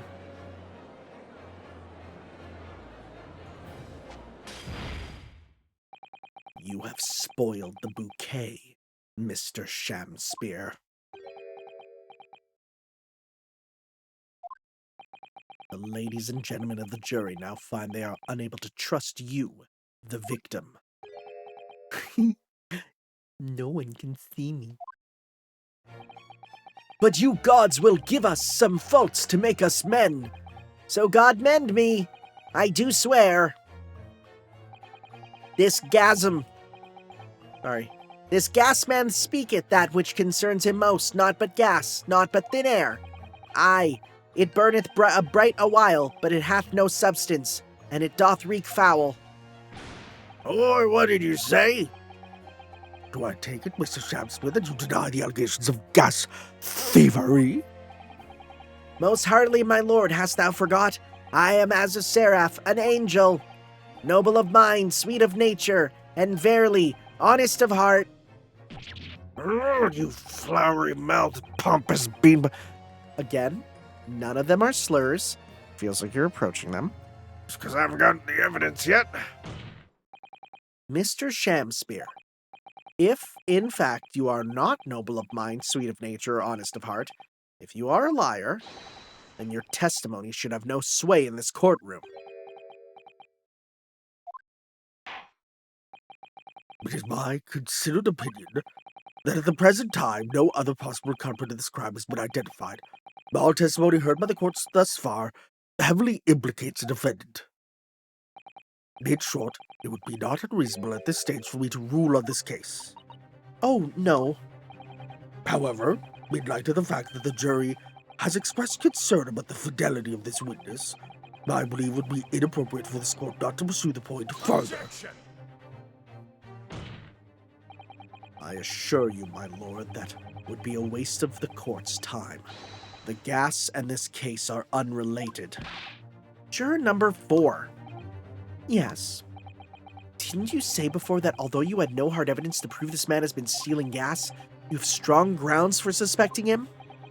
That's right, we do. Don't we, worker? Absolutely, Lady Quinby. Gasman's honor. Very well, then. We will hear your testimony now. You will tell the court precisely why you believe the victim, Mr. William Shakespeare, has been stealing gas. Yes, my lord, it'll be my pleasure. On the Altamont gas name, I swear. If I may, my lord. Go ahead, madam. This worker's testimony may have significant bearing on the good name of my husband's company. Therefore, I should like to take the stand alongside him in a supervisory role. If you wouldn't mind, please sit on him. Please, that'd be so funny. Woohoo! Oh yeah, sweet as honey! Yeah! Oh, you love her. Very well. As an exception, I shall honor your request. Thank you, my lord. Wait till the boss gives you an earful. Oh, it's gonna sting, you mark my words. So, you will both testify before the court on the subject of the illegal consumption of the Altamont Gas Company's fuel. Yes. Is that clear, my good man? Clear as Altamont gas, my lady. Which the clearest in the world. You know, gas thing. Famous for being clear. Do you think the gas has gone to his head, Mrs. Otto? I legitimately am wondering if that's a plot point of this thing. That he had a gas leak and it made him fall, you know? I think the man is just a very dedicated employee, Mr. Naruhodo. All right. Altamont Gas Company's investigation. Is that a real thing? Altamont? Because I'm not finding any joke there. I'm proud to be the company's East End branch investigator and meter money collection agent. Altamont gas meters accept through penny bits. Each coin given... Through penny? That's a word. Each coin given customers about 2 hours of gorgeous gas. And yet, the meter in Mr. Shamspear's room didn't have a single coin in it. The meter doesn't appear to have been tampered with, though, and the collection agent has the only key. Somehow he's using all the flaming gas he wants without paying a penny. That's not thievery. What is? Okay. Huh. What is he doing? Pray forgive the discourtesy. The irrelevance of this testimony caused me to turn to my hollowed chalice. What do you mean by that remark, Lord Van Zeeks? The mustachioed Nipponese poisoned the gangling excuse for an actor, or didn't he? That is all that should concern this court, and yet now we must listen to this abhorrence. Clearly, what separates the vast British Empire and your eastern island nation is more than geographical distance. If I may present to you all the shape of the human skull, it's like, no, Van Zeke, stop it! But this could turn out to be crucial testimony. The cross-examination must go on. What a waste! Do what you will. Lord Van Zeeks appears to be in a violent mood. Yeah, he does. An attempted poisoning, and an incidents of gas theft with no supporting evidence. It's true that they would appear completely unrelated at first glance, but I wonder, the truth tends to be buried in the most unusual places, and the first step in uncovering it will be to establish just who and what this man really is. I know what you are. I know what you are! Could you imagine? There's no way, but could you imagine if that's where this goes? Okay, tell me more about this. So does that mean you enter people's houses in order to empty their gas meters? That I do. I have to try to catch people while they're in, and ask permission to come inside and do my business. Does that mean you've been into Mr. Natsume's room before, as well as that of Mr. Shamspear? Well now, interesting you should bring that up, because I couldn't believe how little money was in his meter. I mean, how the pair of them survive the winter's beyond me, it really is. Knowing Mr. Natsume, he probably spends all his gas money on books.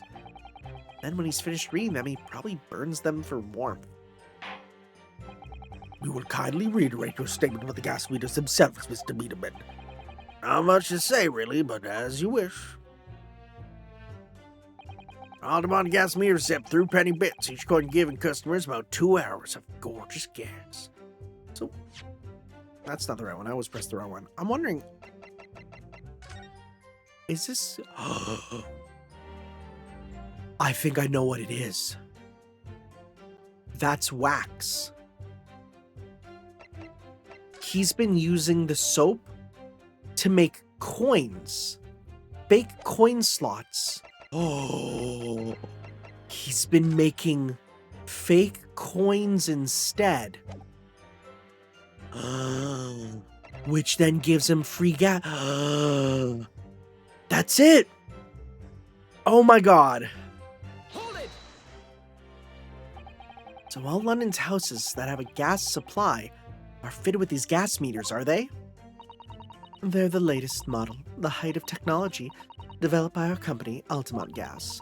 And anyone who uses our gas will have one of these meters in their property, yes? If a 3 pence, gives 2 hours of gas, most people would use about 3 coins in a night. Bit more than that usually, if they have both gas lights and a gas stove, that is. Thinking about it, Saseki-san doesn't have a fireplace in this room of his, does he? Some people still choose to use candles, of course, and only have gas for heating. Oh yes, I do remember seeing candles in Mr. Natsume's room, actually. And how does the money in the meter get back to you at the gas company? Every 3 days, gasmen like me visit properties in the gas supply and then empty the meter of coins. I must say, the design and manufacture of the new meter cost the company an awful lot of money. But happily, it did put a stop to people not paying their dues, for the most part. Ah, because they have to pay in advance, you mean? Yes, exactly right. And yet the meter in Mr. Shamspear's room didn't have a single coin in it. Hold it! Out of interest, how long has this been going on?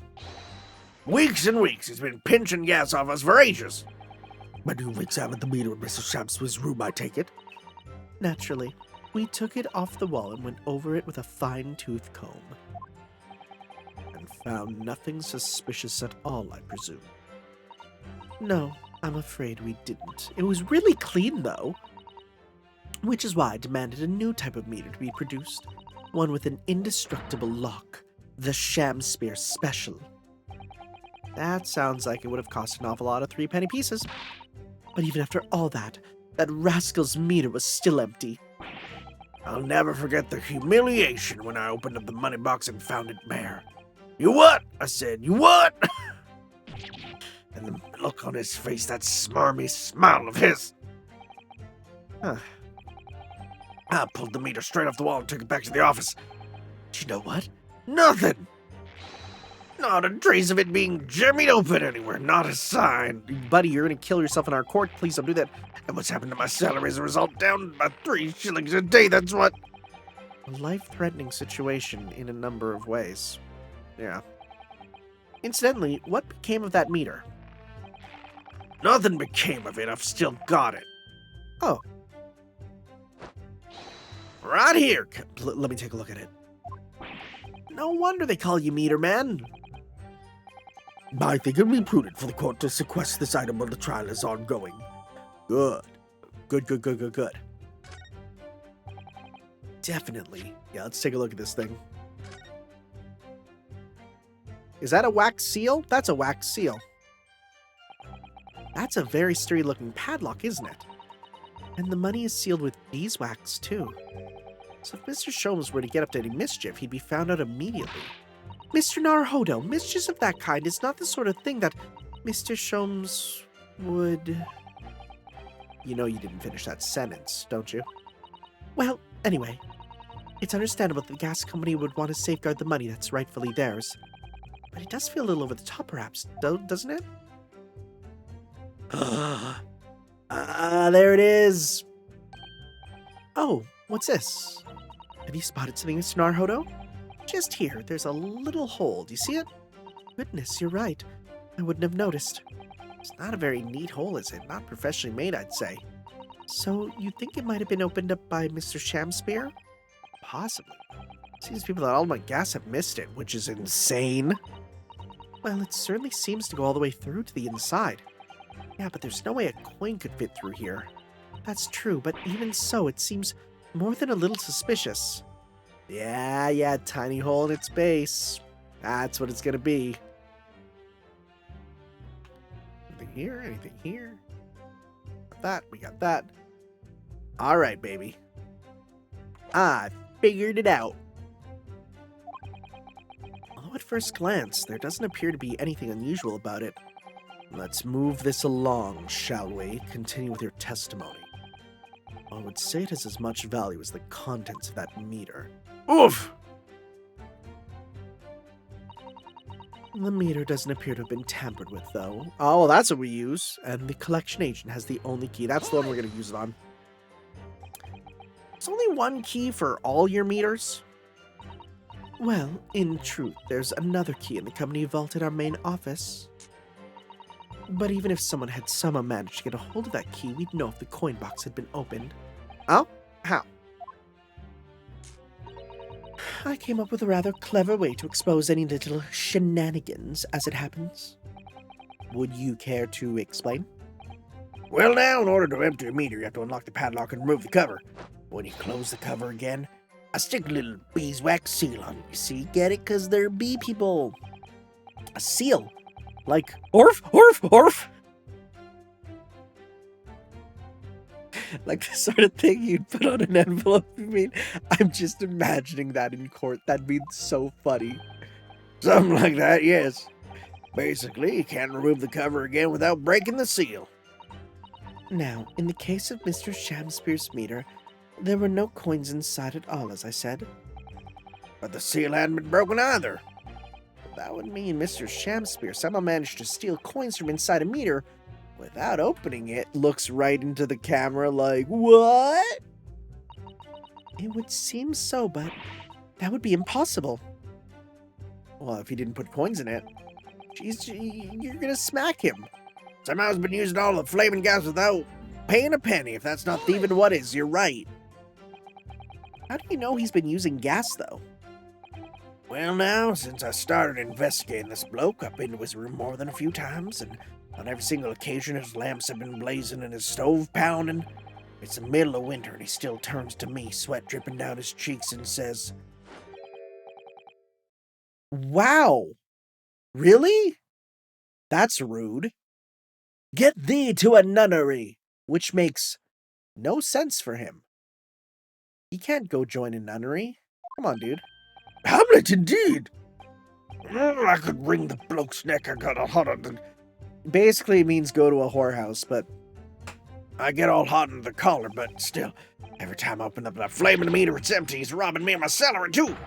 I guess it would also make sense for him, but has a very different meaning than the original. Where's wrong with the world? Where's the justice? But how can Mr. Shamspeare possibly be stealing money? I don't understand. The simple explanation is right before your eyes. What? A toast to you eventually realizing that the Gasman could be an accomplice. You what? Good Lord, eminently plausible indeed. Oh, you're not saying anything? Well, what do you have to say for yourself? I wish that was me. Oh, please, Lady Quinby, I'm your faithful worker. And besides, if the money us gasmen collect doesn't tally up with how much gas has been used, you dog are paid by the same amount. You'd be stealing money only to have the same amount taken from your wages. Clearly, that makes no sense. Perhaps it's a case of losing the battle to win the war? No, I'm not gonna stir up that hornet's nest. If I would steal it from the company, I'd be finished. It would seem there is no evidence to support the claims of thievery made against the victim, because Mr. William Shamspeare is innocent. Pray, forgive me if that shatters some illusion my learned Nipponese friend was clearly under. Well, we know what to do, though. I certainly didn't expect to uncover another crime that looks like it's been taking place in the very same room. According to the testimony, it's only the meter in Mr. Shamspeare's room that's under suspicion. It does seem as though perhaps it has nothing to do with the incident involving Mr. Natsume. I know, it does seem that way, but the fact is, since I've been practicing law in England, I feel like I've encountered this at least once already. Cases that are interlinked, right? It's almost like that's everything with Ace Attorney. Oh. It might seem that two cases have nothing to do with one another at first, but in fact, they're intimately connected. The DL9, the SL6, it's all connected! Yes, we have experienced that before, haven't we? I wonder if there's another incident. Perhaps, but we can't be sure of that yet. The Altamont Gas Company has been investigating Mr. Shamspeare so earnestly, there must be something to it. Then how has he been managing to steal the gas? I figured it out. I'm a smart man. I'm a smart boy. Right? And... wrong button. I'm being mistakey. I don't even need... You know what? I was going to say I don't need to save for this one. I think I might do it just in case somehow they're like, well, actually, that's not the right one. It's like, oh no, that'd be embarrassing. All right. Oh, geez, why would I do that? Oh, that was the first one again. Okay. Let's go. Number 4. I am going to quickly save just in case. Okay. So, doesn't appear to be tampered with. That is not the case. Objection. Lady Altamont, I'm afraid to say that this meter clearly does show signs of having been tampered with. What? Get away! I've been over and over that thing. I'm telling you, there's nothing wrong with it. Well, in that case, have you turned it upside down? What do you have to say about the small hole that's been made at the base of the coin box?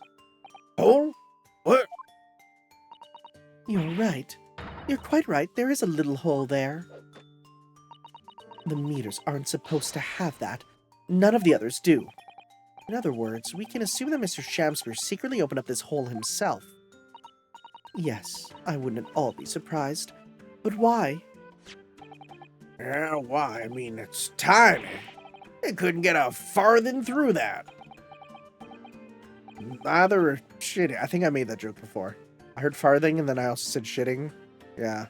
That was a little on the nose. That's fine. I don't need to do that joke again. We can leave that one in the toilet where it belongs.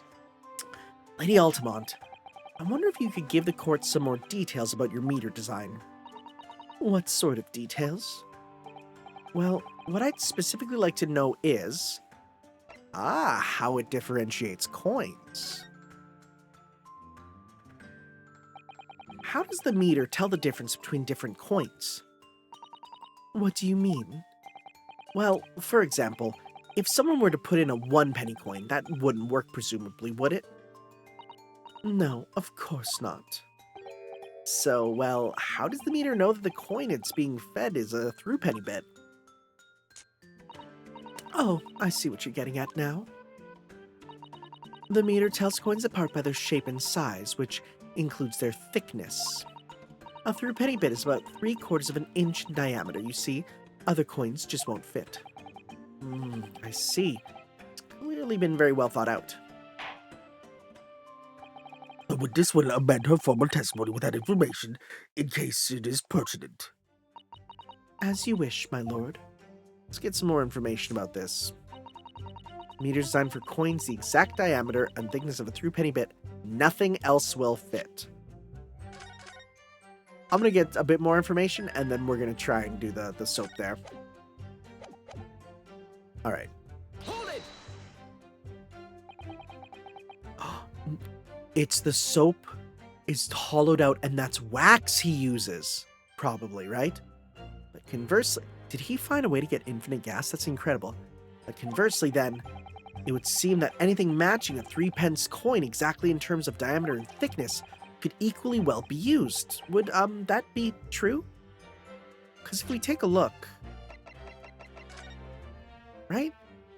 Then all he has to do, through heating up his room, it melts, I assume, goes back down through it. Yeah, right? Yeah, easy. And why was he eating soap? Well, yes, in a way. The weight comes into it a certain extent as well. We've thought of that, though, anyway. If I find any fake coins inside the coin box when I empty the meter, contract says the customer has to pay 100 times the amount they diddled as a fine. Please don't use that word. We live for moments like that, as Gasman do. Live for him. It would seem the gas company has thought of everything. Whoa, hooray for gas, hooray for cash, Altamont all the way. That's quite enough of that. Remind me, how big are 3-penny bits? About 3/4 of an inch across. What do you think, Mr. Naruhodo? Is this 2 centimeters measurement significant? That's so funny that they convert it. Or perhaps there's some other aspect of the meter's construction we should be focusing on. You may be right. Perhaps I should try a different tack here. Like asking about whether the meter can be dismantled, for example. No! Well, what if there's stuff on the inside? Let's go delve deeper a bit, yeah. How can the meter be dismantled? Dismantled? Yeah, given that there are no signs of it having been forced. I'm wondering if perhaps rather than being broken open, it might have been taken apart. Well, yes, that does make some sense. I don't think this is where we need to go, but I'm curious too. The padlocks are made by a first-class locksmith from the finest quality steel, and the meter box itself is made from plate steel as well, welded shut to ensure it can't be opened again. I can assure you it's quite impossible to dismantle it. Woohoo, yeah, nothing leaks from an Altamont meter. No coins, no gas, no nothing. What about wax, buddy? I see. The witness will amend this formal testimony with this information in case it is pertinent. So this is interesting. We actually get a binary choice of which one we have on there, and it changes each time. Logs made from solid steel, there's no way to dismantle it. Yeah, we're definitely using the other one.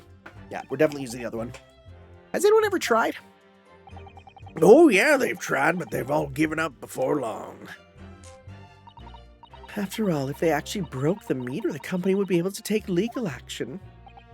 Yes, that makes sense. What do you think, Mr. Naruhodo? Is welded steel Are the welded steel beams important? Or perhaps there's some kind of other aspect we should be focusing on? Yeah, we're going to talk about the other one. Asking about the meter differentiates coins, yes.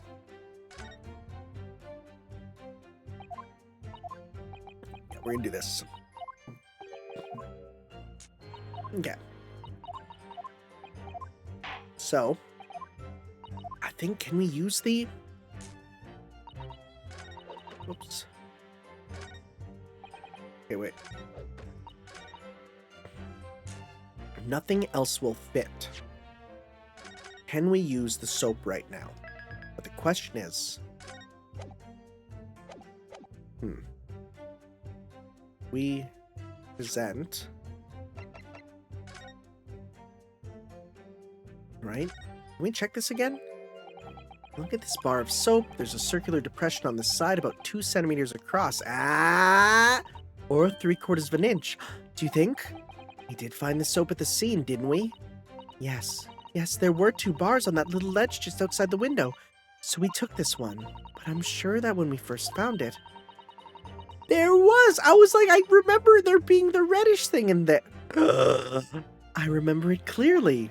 Yeah, but there's no sign of it now. Where could it have gone? It's melted in our pocket. It's a good thing it's a damn good thing we checked. Wait. I was gonna see if it, like, splashed onto another piece of evidence. That'd be insane. Right? If it's, like, melded onto it or something. Let's give me this. Objection. Yeah. Let me just confirm something here. If the diameter and thickness were to be correct, the meter would accept any object as long as it were a through-penny bit. As if it were a through-penny bit. Is that correct? Yes, that is correct. Well, by something of a coincidence, while we were investigating in Mr. Shamspeare's room, we found a particular item that matches the dimensions perfectly. Something the same size as a through-penny bit. What was it? The item in question is this. What? Have you been inhaling gas? That's a bar of soap. It certainly looks nothing like a through-penny bit, I must say. It looks like I'm going to have to point out exactly what I mean here. What's so important about the soap is this part here. The soap itself. No, it's going to be Got right there. it. You have to turn over the soap to see what I mean. Are you referring to that round depression in the middle of the soap there?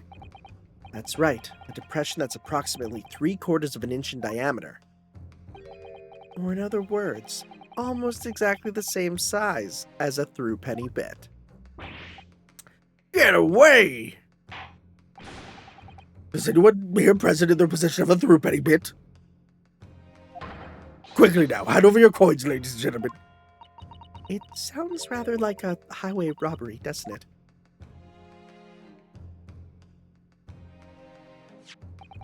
Thanks to a kind member of the public in the gallery, I here have a through-penny bit. Now, to see if it fits... My word, it couldn't be more snug. Yes, as I suspected. This, without a doubt, is a vital clue to explain how the Altamont Gas Company is being defrauded. Well, I don't believe it. Oh, I never even noticed her dress. That's cute. So, your assertion amounts to what?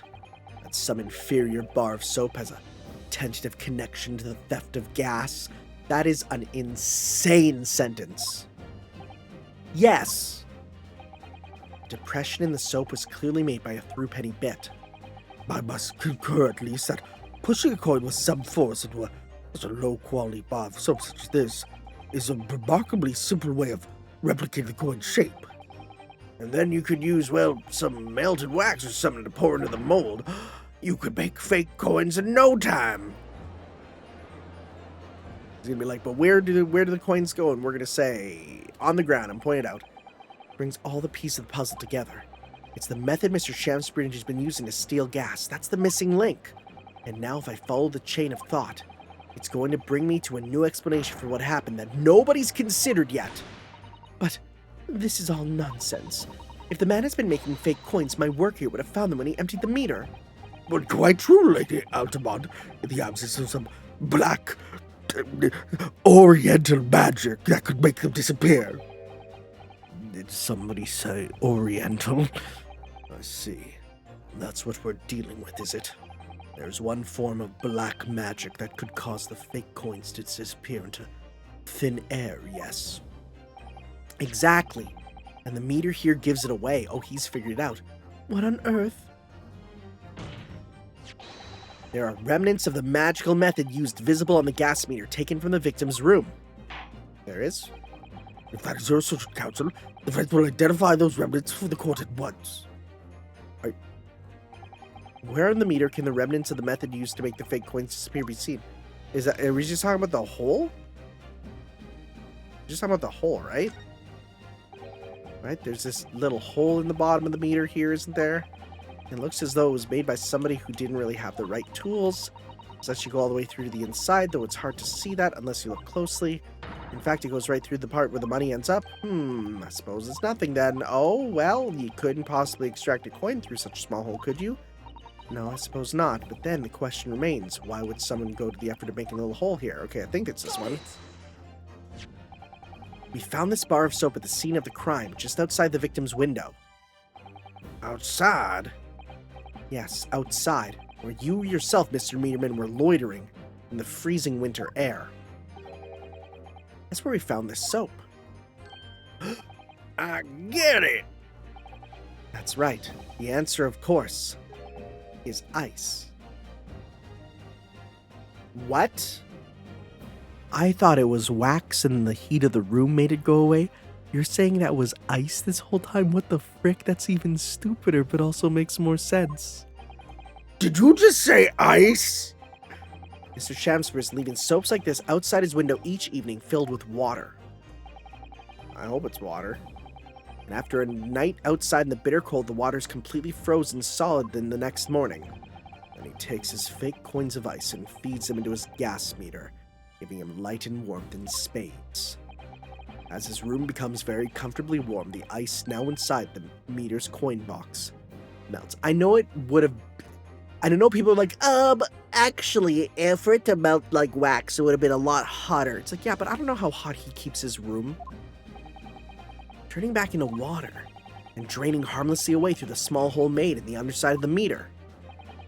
That is how, without leaving any evidence of his wrongdoing, this man has been stealing Altamont gas money.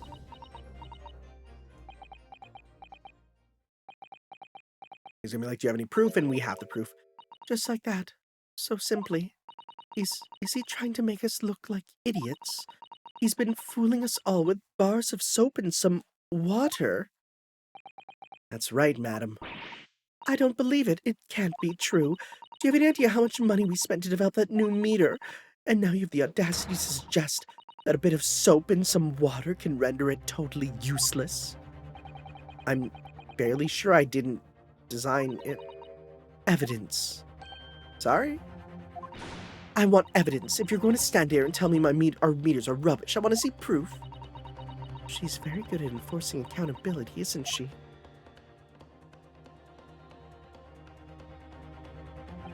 Very well, Lady Altamont. If you'd like evidence, I'll provide it.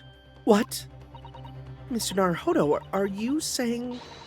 Do you actually have evidence to support this theory? I did notice a trace of something that bothered me a little at the time. And I have a feeling that this theory we've come up with now could explain it. A piece of evidence that substantiates a theory about how Mr. Shamsford is stealing gas is... this photograph! This is a photograph of the scene at the point in which the victim was discovered, taken by Inspector Gregson, and it clearly shows the remnants of the crime carried out by Mr. Shamspear. What remnants? The pee-pee puddle. Here you can see the gas meter on the wall in Mr. Shamspear's room. Now, look closely at the floorboards directly underneath the meter. What is that? Some kind of grubby stain? Almost certainly. It's a watery stain resulting from the liquid that drained out of the hole made in the meter. Ah!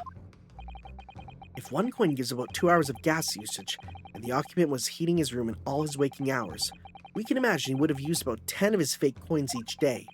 The melting ice inside the coins meter would have been dripping out almost constantly. I had a air conditioner that dripped. That noise drove me insane. Bro is crazy. Leaving a stain on the floor. This is awful. And there's further evidence too. There is. Mr. Shamspear slumped over his table, apparently having consumed strychnine. And right there next to him is a bar of soap, broken in half. You're right. It would appear to me then, counsel, that the man was eating the soap, was he? Pardon me for disagreeing with your lordship, but certainly not. He didn't beat around the bush there, did he? In truth, Mr. Shamspear was found with a fork in his hand. A meal of soap is sounding increasingly likely, Lord Venzix. Do you mean to say he was using that fork to... That's right, he jimmied it out. Yes. To extract a frozen coin from the bar of soap. But the bar broke in half. So perhaps it didn't go very well. Good gracious, it's like Squid Game! He blew himself up. Another one. You think there'd be someone up there catching them by now? Lord Van Zeeks! I was throwing my hand up in despair, and happened to catch my hollowed bottle on the way. Pray, forgive my maladroit mistake. Oh, that's a good new word. What is that word? What is that word? Maladroit? It sounds like French. Maladroit. Maladroit, okay. Ineffective or bungling, clumsy. Maladroit. See, I look at DROIT, and I think droit. Think it's French. Oh, it is French. Maladroit is French. Okay, well, there you go. What is the meaning of maladroit? I don't know what that means. We're in England. Speak English, damn it. I mean, counsel. Allow me to pose my learned friend a question. What exactly did you establish with your most recent cross-examination? Well, that Mr. William Shamspear is a liar and a thief. In other words, that his testimony is unreliable. That's it. That's exactly it. Very well. Let us assume the man is a liar. Now, allow me to pose another question. What possible difference does that make? Well, we know that suicide can be discounted.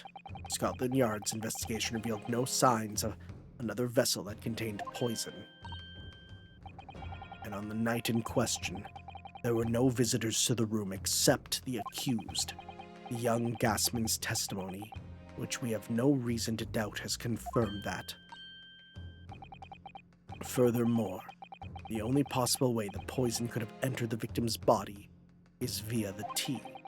The court has seen no evidence whatsoever that suggests otherwise. Even if William Shamspear is the liar you claim him to be, these facts have been objectively established. There's no escaping it.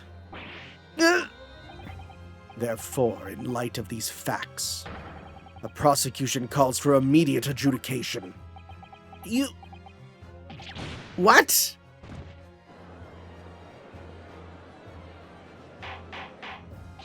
Order, order. Well, counsel, how does the defense respond? Mr. Naruhodo, what was the point of that last cross-examination? Did it actually get us anywhere? Or did it make no difference at all, like Lord Van Zeeks is saying? No. I'ma object. No, this isn't over. Defense will not rest. What? But, counsel, you successfully explained everything. You've identified and substantiated the unscrupulous method employed by Mr. Shamspear to consume gas. What more is there to discuss? Lord Van Zeeks has just highlighted 3 facts in order to make his point. Contrary to what he would have the court believe, not all of them have been objectively established at all. What are you trying to say, my Nipponese friend? At least one of those so-called facts is an assumption, made due to lack of evidence. But the situation has changed now, following the cross-examination of the latest witnesses to take the stand. Don't be absurd. What is this nonsense? Yes, when you bring up everything we've learned so far together and consider as a whole, it's clear. There's a question that we now need to consider, namely, I think was the poison in the tea, right? We're just assuming it's in the tea. There's other methods of getting the poison to him, right? You can't find it. We're assuming it's in the tea. We've all been led to believe that the strychnine poison was... Sorry, is this... I need to remember. How do I say it again? I've already forgotten, because we haven't said it for a while. It is... one more time, please. Strychnine, right? We've all been led to believe that the strychnine poison that affected Mr. Shamspear was in the tea brought in by Mr. Natsume, but that's conjecture at best. Objection! The victim has testified that nothing else passed his lips that night. There is no other possibility. And since there was no trace of the tea left at the scene, it couldn't be tested for traces of the poison. Yeah, but he lies. As I said, the situation has changed. Because in fact, some of Mr. Natsume's tea was left at the scene. And a particular piece of evidence proves it. Objection! A ludicrous claim. Scotland Yard detectives investigated the scene exhaustively. What evidence are you suggesting they missed? The defense has made a bold claim indeed. Very well, counsel. Present your proof. What evidence from the scene of the crime can tell us about the nature of the defendant's tea? Is it the tea glasses with the stuff? Right? That's what we're doing? Tea glasses with the stuff, right? Right? That it was drank. Take that! Yes? What exactly is this piece of evidence supposed to reveal about Miss Natsume's tea, counsel? Well, I suspect it may, possibly, be related to its hideaway if we dig deep enough. And you'll be digging for a very long time indeed, my learned friend. Aw, shit. Even at the bottom of the deepest chasm, you will find no sense in that absurd assertion. Oh, my perfect score! Sometimes I wish I could disappear down a deep chasm to escape his deep sarcasm. But I advise you to think more deeply before you answer again this time. Okay, so it's not letting you pull out, which means that then, yeah, it's gotta be something else here. So let's just load that then. Okay, so I think we need to look at something a little deeper. Let's see. Poison glass, one in the hand, on the floor. Seat, soap? No. It's not this, right? Nature of the tea? Some left in the room? Am I stupid? No sample obtained for testing. Poisoning occurred with the pocket watch. No container found for the tea. What evidence from the scene of the crime can tell us about the nature of the defendant's tea? You don't have... Do we have anything? The envelope? I don't think the envelope has anything to do with this yet. I thought it'd be this, because then we could show that, you know, they both drank it. One was fast, one was slow. The victim can be seen unconscious at the table. The teapot? Is that what we're saying? The teapot here? Take that! Nope. Oh man, okay, I don't know what we're doing here then. All right. Nature of the tea. Did I soft lock myself? Is it this? Take that! Nope. Okay. Which one are we looking at? I'm confused. Nature of the tea. Street map. Book stuff. Take that! This? No. What am I supposed to get? Did I lock myself into something that means we're gonna lose? I feel like I'm going crazy. What are we doing? Medical report? Freaking this? What? Huh. What haven't we presented? Is it the soap? No. Cheap bar soap? Take that! What? It was red. Good gracious! The soap again? The same motherfucking use of fashion as Coin's vice? That's why it was red. I was wondering, like, why was it red? What are we doing? Like, that's why I thought it was wax. That makes a lot more sense now. Yes, that's right, my lord. It's just come back to me. Something about when we first found this bar of soap at the scene yesterday. I was trying to figure out why it was red in the... Why it was red in the thing, and I couldn't figure... I thought, like, was it, like, the reflection from the bricks or something? I couldn't get it. More bars of soap. Soap. What are bars of soap doing lined up on the ledge outside the window? I'm quite certain that when we originally stumbled upon the bars of soap, there was actually a frozen coin in each bar. Well, you discovered the gas thief's coin factory. Fascinating. In a way, yes, but there's more. The coins we found in the soap at the time weren't normal ice. There was something strange about them, you mean? Exactly, something very obviously strange. They were red. The ice was red. No, you mean... That's right, it's obvious to me now. The fake coins in the soap were made from frozen tea. Another wild sentence. What? I would remind the court of a statement made by Mr. Natsume earlier in the trial. That evening, yes, I did take some freshly brewed tea with me when I visited Mr. Shamspeare's room as a gift. The public water pump outside always freeze at night, so I brought bottled water especially to make it. Oh, yes. That's how it works. Oh, yes, I believe there had been a snowfall that day. It was particularly cold. Sadly, on such occasions, the poorly constructed water mains at the east end are prone to freezing. On the night in question, Mr. Shamspeare, having no running water to use, was forced to use the tea brought by Mr. Natsume in order to make his fake coins. My word! There were 2 bars of soap on the window ledge when my judicial assistant and I investigated the scene. That's right, and we only borrowed one of them. Did he jimmy out the ice puck and it flew at him and he bonked himself in the head and he fell asleep? That'd be insane. Which means that even as we speak, some of the defendant's tea is still present at the scene of the crime, frozen solid in a bar of soap outside Mr. Shamspeare's window. Extraordinary!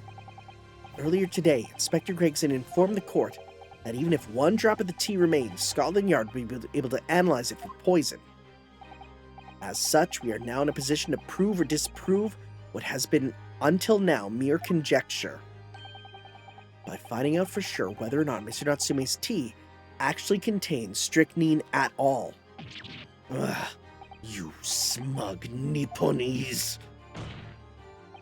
My lord, we cannot do the defendant the injustice of passing judgment now.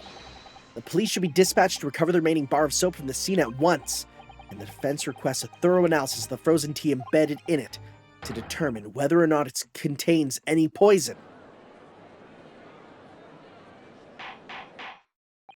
Bailiff! Bailiff! Instruct the police to attend to the scene at once. Yes, my lord, understood. To be continued. Oh no, it's gonna be after this, though. It would seem we have no choice but to suspend these proceedings for the time being. I trust you have no objection, Lord Van Zeeks. None, my lord. Scotland Yard will recover the tea from the scene and carry out the requisite tests immediately. A trial will resume at the same hour tomorrow. The prosecution defense may conduct further investigations as appropriate in the interim. Good. Yes, my lord. Well, we got it done in one. At least this part of the trial. Well, we managed to scrape through there somehow. Thank you, counsels. Court is adjourned until tomorrow. Dang. That was good, actually. I really like that. Now, the question is, how in God's name is this going to worm its way into the main plot, right? That's what they're saying, so we'll have to see. Thank you all for watching, guys. We'll see you next time for Investigation Part 3 of the Memoirs of the Clouded Kokoro. I'll see you then for that for some more Great Ace Attorney. Ciao. Yo.